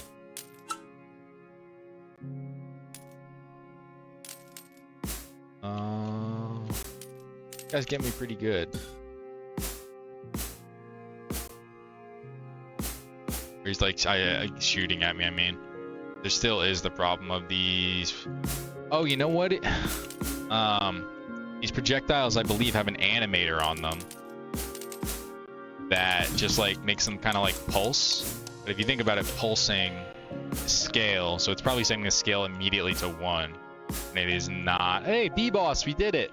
But setting the scale to 1 and not. Oh, where am I? B-Boss is missing its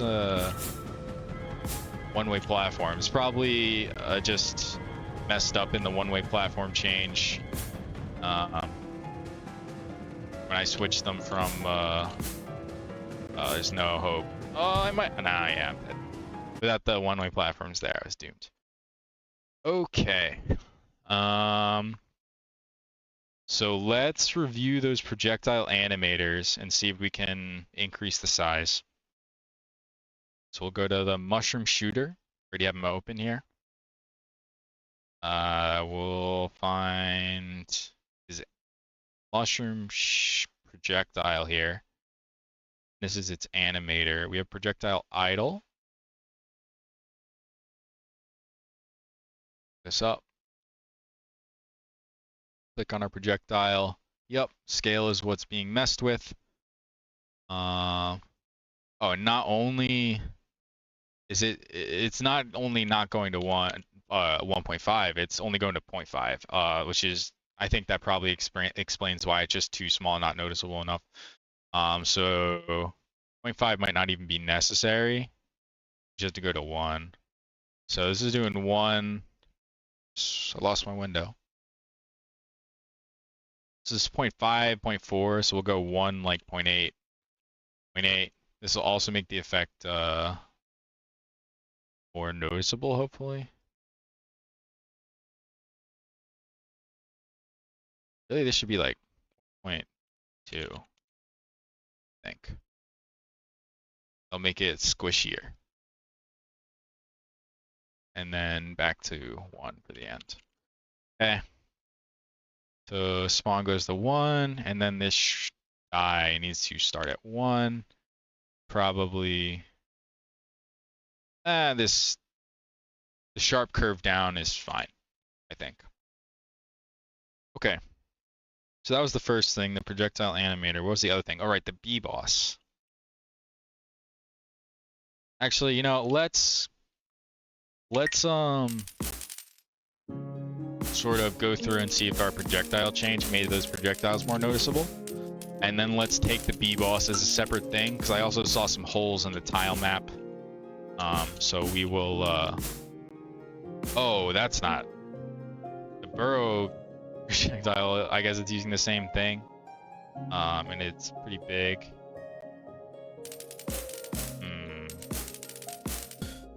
Why, what do I do about that? Do I care? I think it is too big, probably. I mean, maybe not with that current shot pattern. I think I'm gonna leave it for now. But I guess if the what's it called is also that big, it'll probably be a problem with the horizontal projectiles.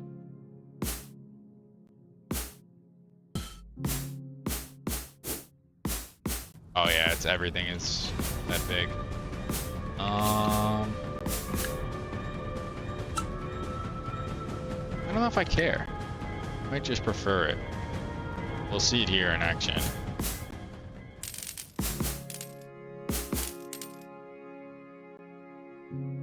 Yeah, I don't know. I think that's what it's gotta be.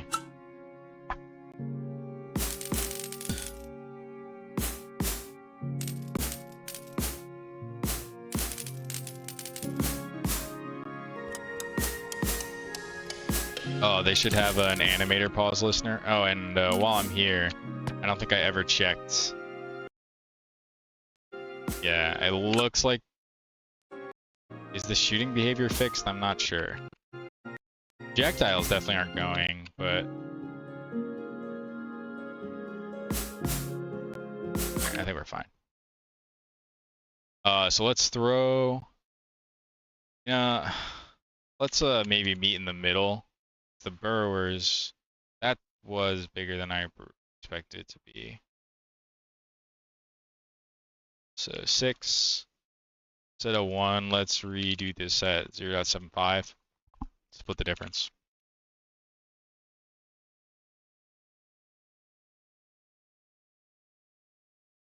That's fine. Don't care about Z. Or it. 6.5, or let's guess. This would 0.85. Back to 0.65. And then back to our base of 0.75. And then last but not least would be our spawn. All right, let's just do a quick make it to the woods and see if we find that acceptable.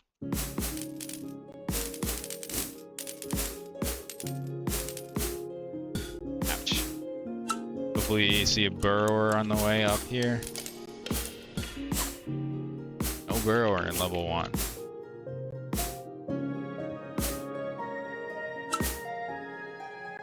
It's hard to know if that would actually be a representative problem in the real game, because we're so squished, you know?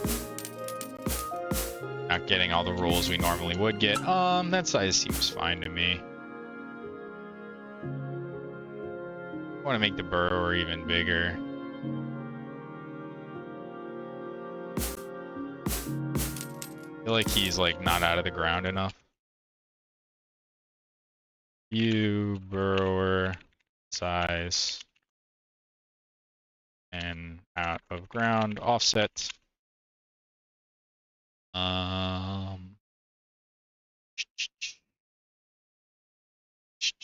Consider projectile size along this locations for mushrooms. Alright, and speaking of mushrooms, let's see.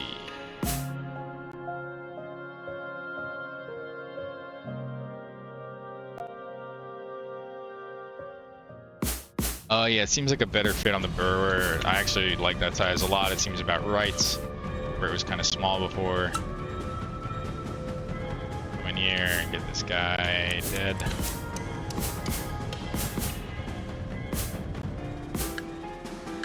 Oh, I forgot to add an animator pause listener. So let's go to projectile. I'm in the game. Let's pause it really quick. Oh, we do have a graphics pause. Oh, that's burrow boss though. These mushroom ones not have a animator, a graphics pause listener. I was thinking might be better to just have one monolithic pause listener component that cares about every different thing you might care about pausing. And like some of its fields might be null, but that's just fine. Yeah, I mean these seem like an appropriate height, but at the same time I wonder, something about them feels smaller. I'd have to do like an A/B comparison to be sure. Like it's possible I'm placeboing myself somehow, but I don't know. This is a trap situation. It's definitely harder, but not really a representative difficulty with all this smush and all these chickens. I don't think there even would be chickens, or like there'll only be a few. We'd want to replace them with mostly wasps. Anyway. I think we are good to call that section done. which we also got that. It turned out to be a one-liner to have the B boss be next. And instead of the B enemy though, as our final thing here, we will clean up B boss level. Because we did some stuff to clean it up last week, but we since then have slightly increased the size of our world and also reworked how one-way platforms work, so we just need a little touch up here.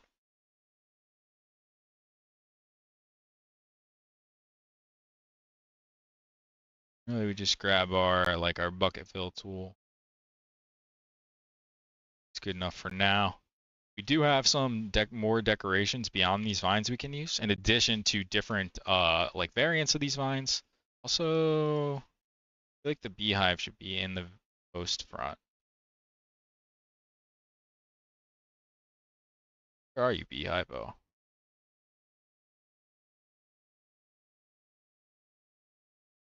Why -10? Oh, I guess. Yeah, okay, we'll have to read that. What we can do is make background hex as -15 at least.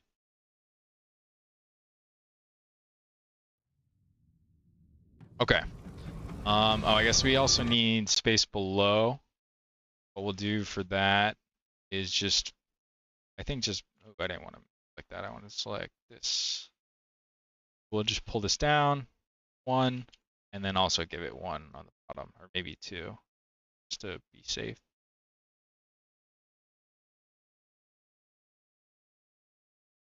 Then we add a similar here.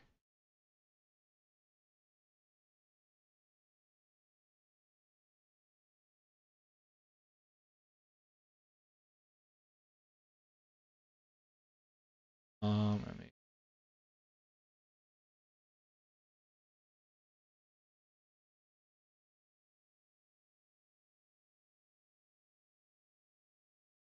enough probably. All right, is it? Okay, yeah, it's at least goes all the way to the bottom now. Okay, and the next bit is going to be replacing these one-way platforms. Which, if I remember correctly, this whole arena is like one-way platforms. Yeah, we got a bunch to replace. Let's just extend this out. And this is just because I basically deleted the platforms and then made new ones rather than changing them in place, because they just worked completely differently. Yes, 0. This is the one we want, I believe.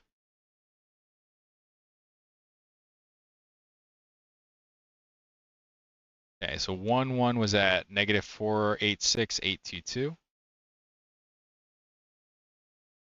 86, 8.22. That does not seem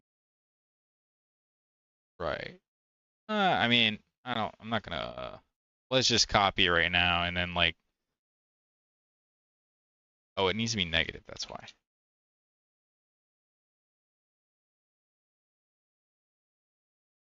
Okay. And we can just copy our boy here and 833,962.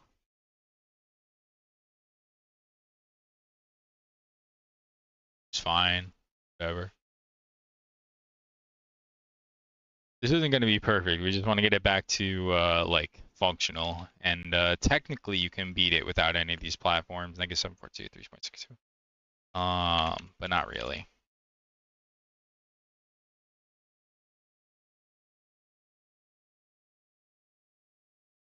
$566,493. Keep forgetting these things are negative. At that time. 8.24 -051.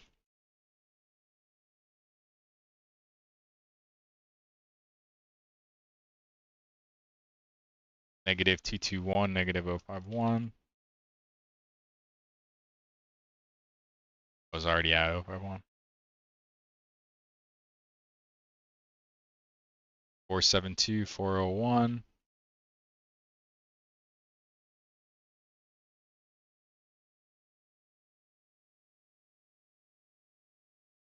Sure. And 5.67, 3.89.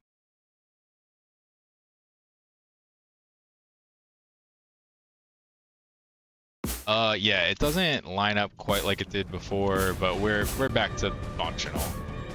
Um, a little bit tight there.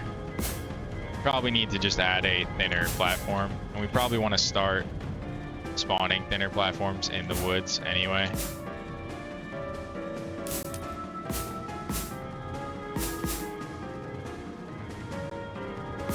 So let's add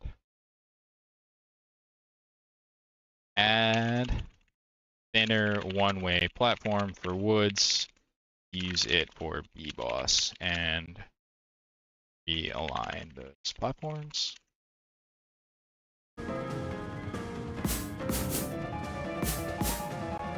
Oh yeah, there's a bug where pause pauses the camera movement.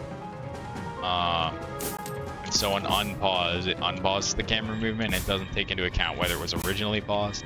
So on a boss level, it has a static camera. When you unpause it, these guys do not have dash break. Yeah, there's nothing stopping me from just plowing through him and killing the queen.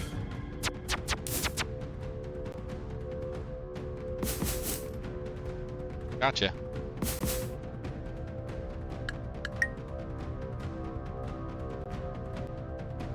Cool. Alright, let's give those guys dash break though, because that's oh, we gotta delete this last missing prefab. Okay. Then we go to B. Boss orbiter or something.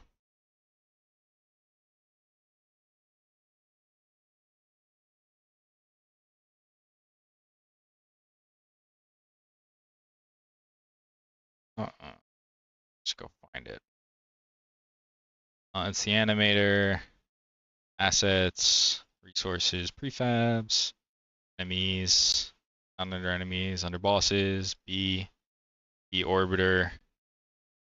Here, this knockback trigger needs dash break.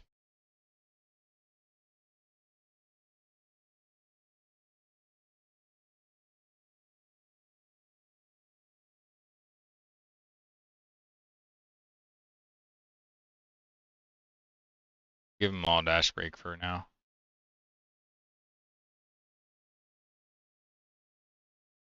Okay. Back here. Make sure this error is not come back up because we should have fixed what caused it. Alright, are these guys gonna break our dash now? Yeah. Kinda. There's this weird thing where dash break is stopping you but not killing you. But at least it stops now. I'm gonna add a note to fix that. I think I already have a note, but the fact that I haven't fixed it means I might as well remind myself. Dash, break, stops, dash, but doesn't guarantee damage. Sometimes still kills breaker. Not really what I intend. But yeah, I think probably call it there. Where this was, yeah, so I guess I can talk about my like longer term goals here. Hop back in main and we'll just jump around while I do it. So we have our like new spawning system. It's a little bit better. We can add a little bit more detail and variety to the things we spawn. And we have sort of enough enemies and stuff. The meadow, and we're starting to add stuff for the woods. We have our mushrooms. We're also gonna add spiders that wall crawl. They like just follow a wall of something. And we're also going to add bees, where similar to how the rat spawner is set up, there will be like a tree with a beehive in it. That'll be a bee spawner basically. And I'll take one or a combination of the movement behaviors from the bee boss minions and do that on the player. And yeah, then we have like 3.5 if you count both, or 4 if you count both the mushrooms, or 3.5 enemy types in the woods. Hopefully the woods will then yield different enough from the meadow. And we have our first 2 levels. With those first 2 levels of content, the only things we'd be missing for like a publicly facing feedback version would be just some more fine-tuning of the platforming, which is much improved but still could be improved further, and the level design, where you know, it's definitely, again, it's similar boat basically. It's much better than the much better than it previously was, but there's still ways to go. It could be improved. There are some simple rules that could be added that could improve it. And also the spline could be improved. Like the spline, like I talked about at the beginning, spline basically doesn't work. You can see it went off to the side there. We can use the spline changes to how the spline works, plus changes to enemy movement and enemy spawning to make these one-way platforms less safe, and use a greater variety of the level. I think once that's accomplished, like, that's most of the level grinding. We just have to add more variety of baddies at that point.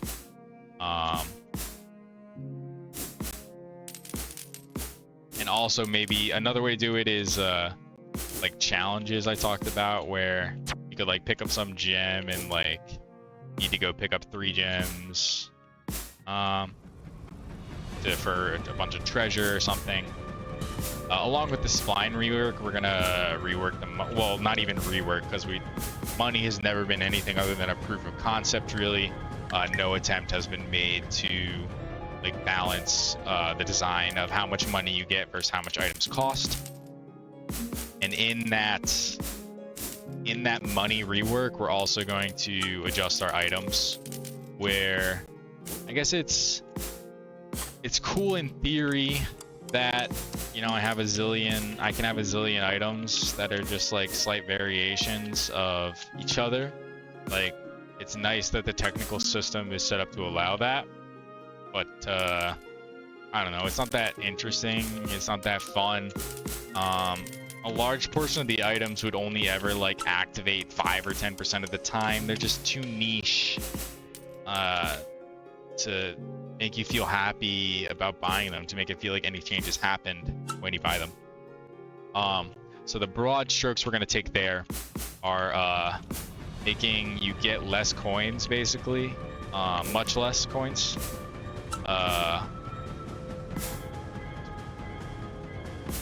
Like relative to the cost of items. So it's going to make coins more important to get, and it's also going to make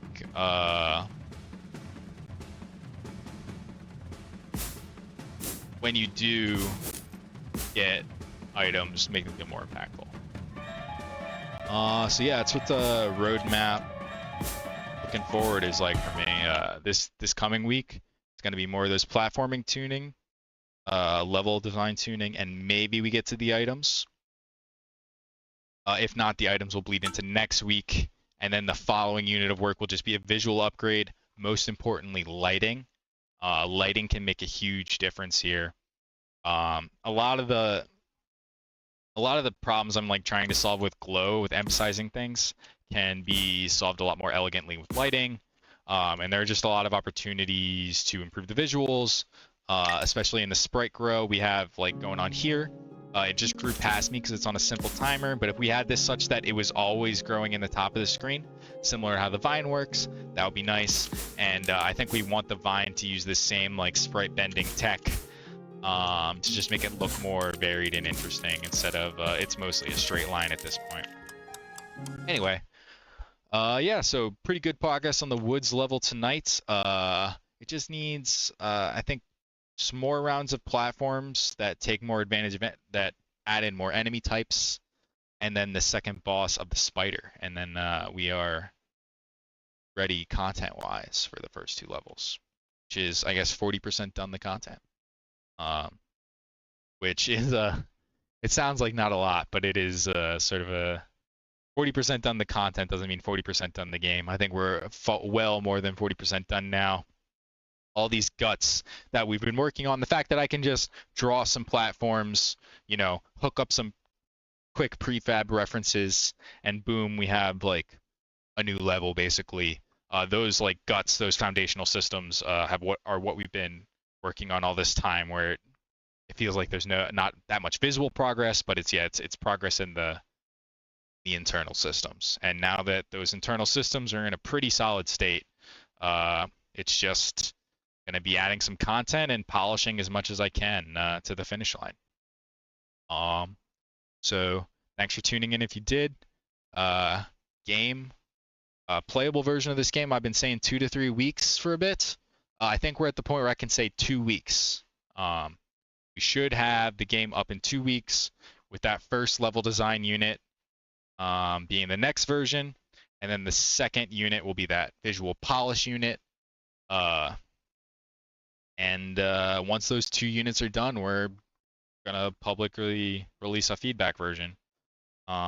So very much looking forward to that. Definitely one of the things I have learned from this project, the first like big project I've done, is I would say it has been a pretty big mistake to just grind so much effort, so much time into foundations and systems and stuff without having anybody try it. I think like for my next project, I mean, it's already like putting the cart before the horse a little bit, but for my next project, like there will be a playable version in like the first or the second week. It'll be playable almost immediately, and then I will build up that playable version over time, hopefully also build up interest over time in the project. It's hard to get, I think it's hard to get excited, especially when you're talking about the indie level, sort of simpler overall game. It's hard to get excited about something you can't play yet. It's not hard to get excited about like Elden Ring DLC, the awesome AAA stuff. I don't know. It's I guess the TLDR is get people to play your game, because maybe some piece of feedback would make you pivot in a completely different direction that like would be impossible for me in this project at this point. Where I've laid so much foundation that there's not really that much room to pivot. Core of it can't really change that much. We can change values, we can change tuning, like design stuff like that to sort of like squeeze and bend around the edges, but like we can't pivot to like a completely new idea, or it would be silly to at this point, So you live and you learn. Don't take that to mean I'm not excited to get this done and get this in your hands. The opposite. I'm very excited that Horizon, the finish line, is in sight. And I can actually say an amount of weeks with confidence rather than, roughly, eventually in the future. So, yeah, sorry, big ramble at the end there. We'll call it there. Thanks for tuning in. Check me out on the social medias as Quiet Bench Zen. Stream on Tuesday nights. Stream archive on YouTube. Intermittent updates on Twitter. All that stuff. And yeah, have a good night.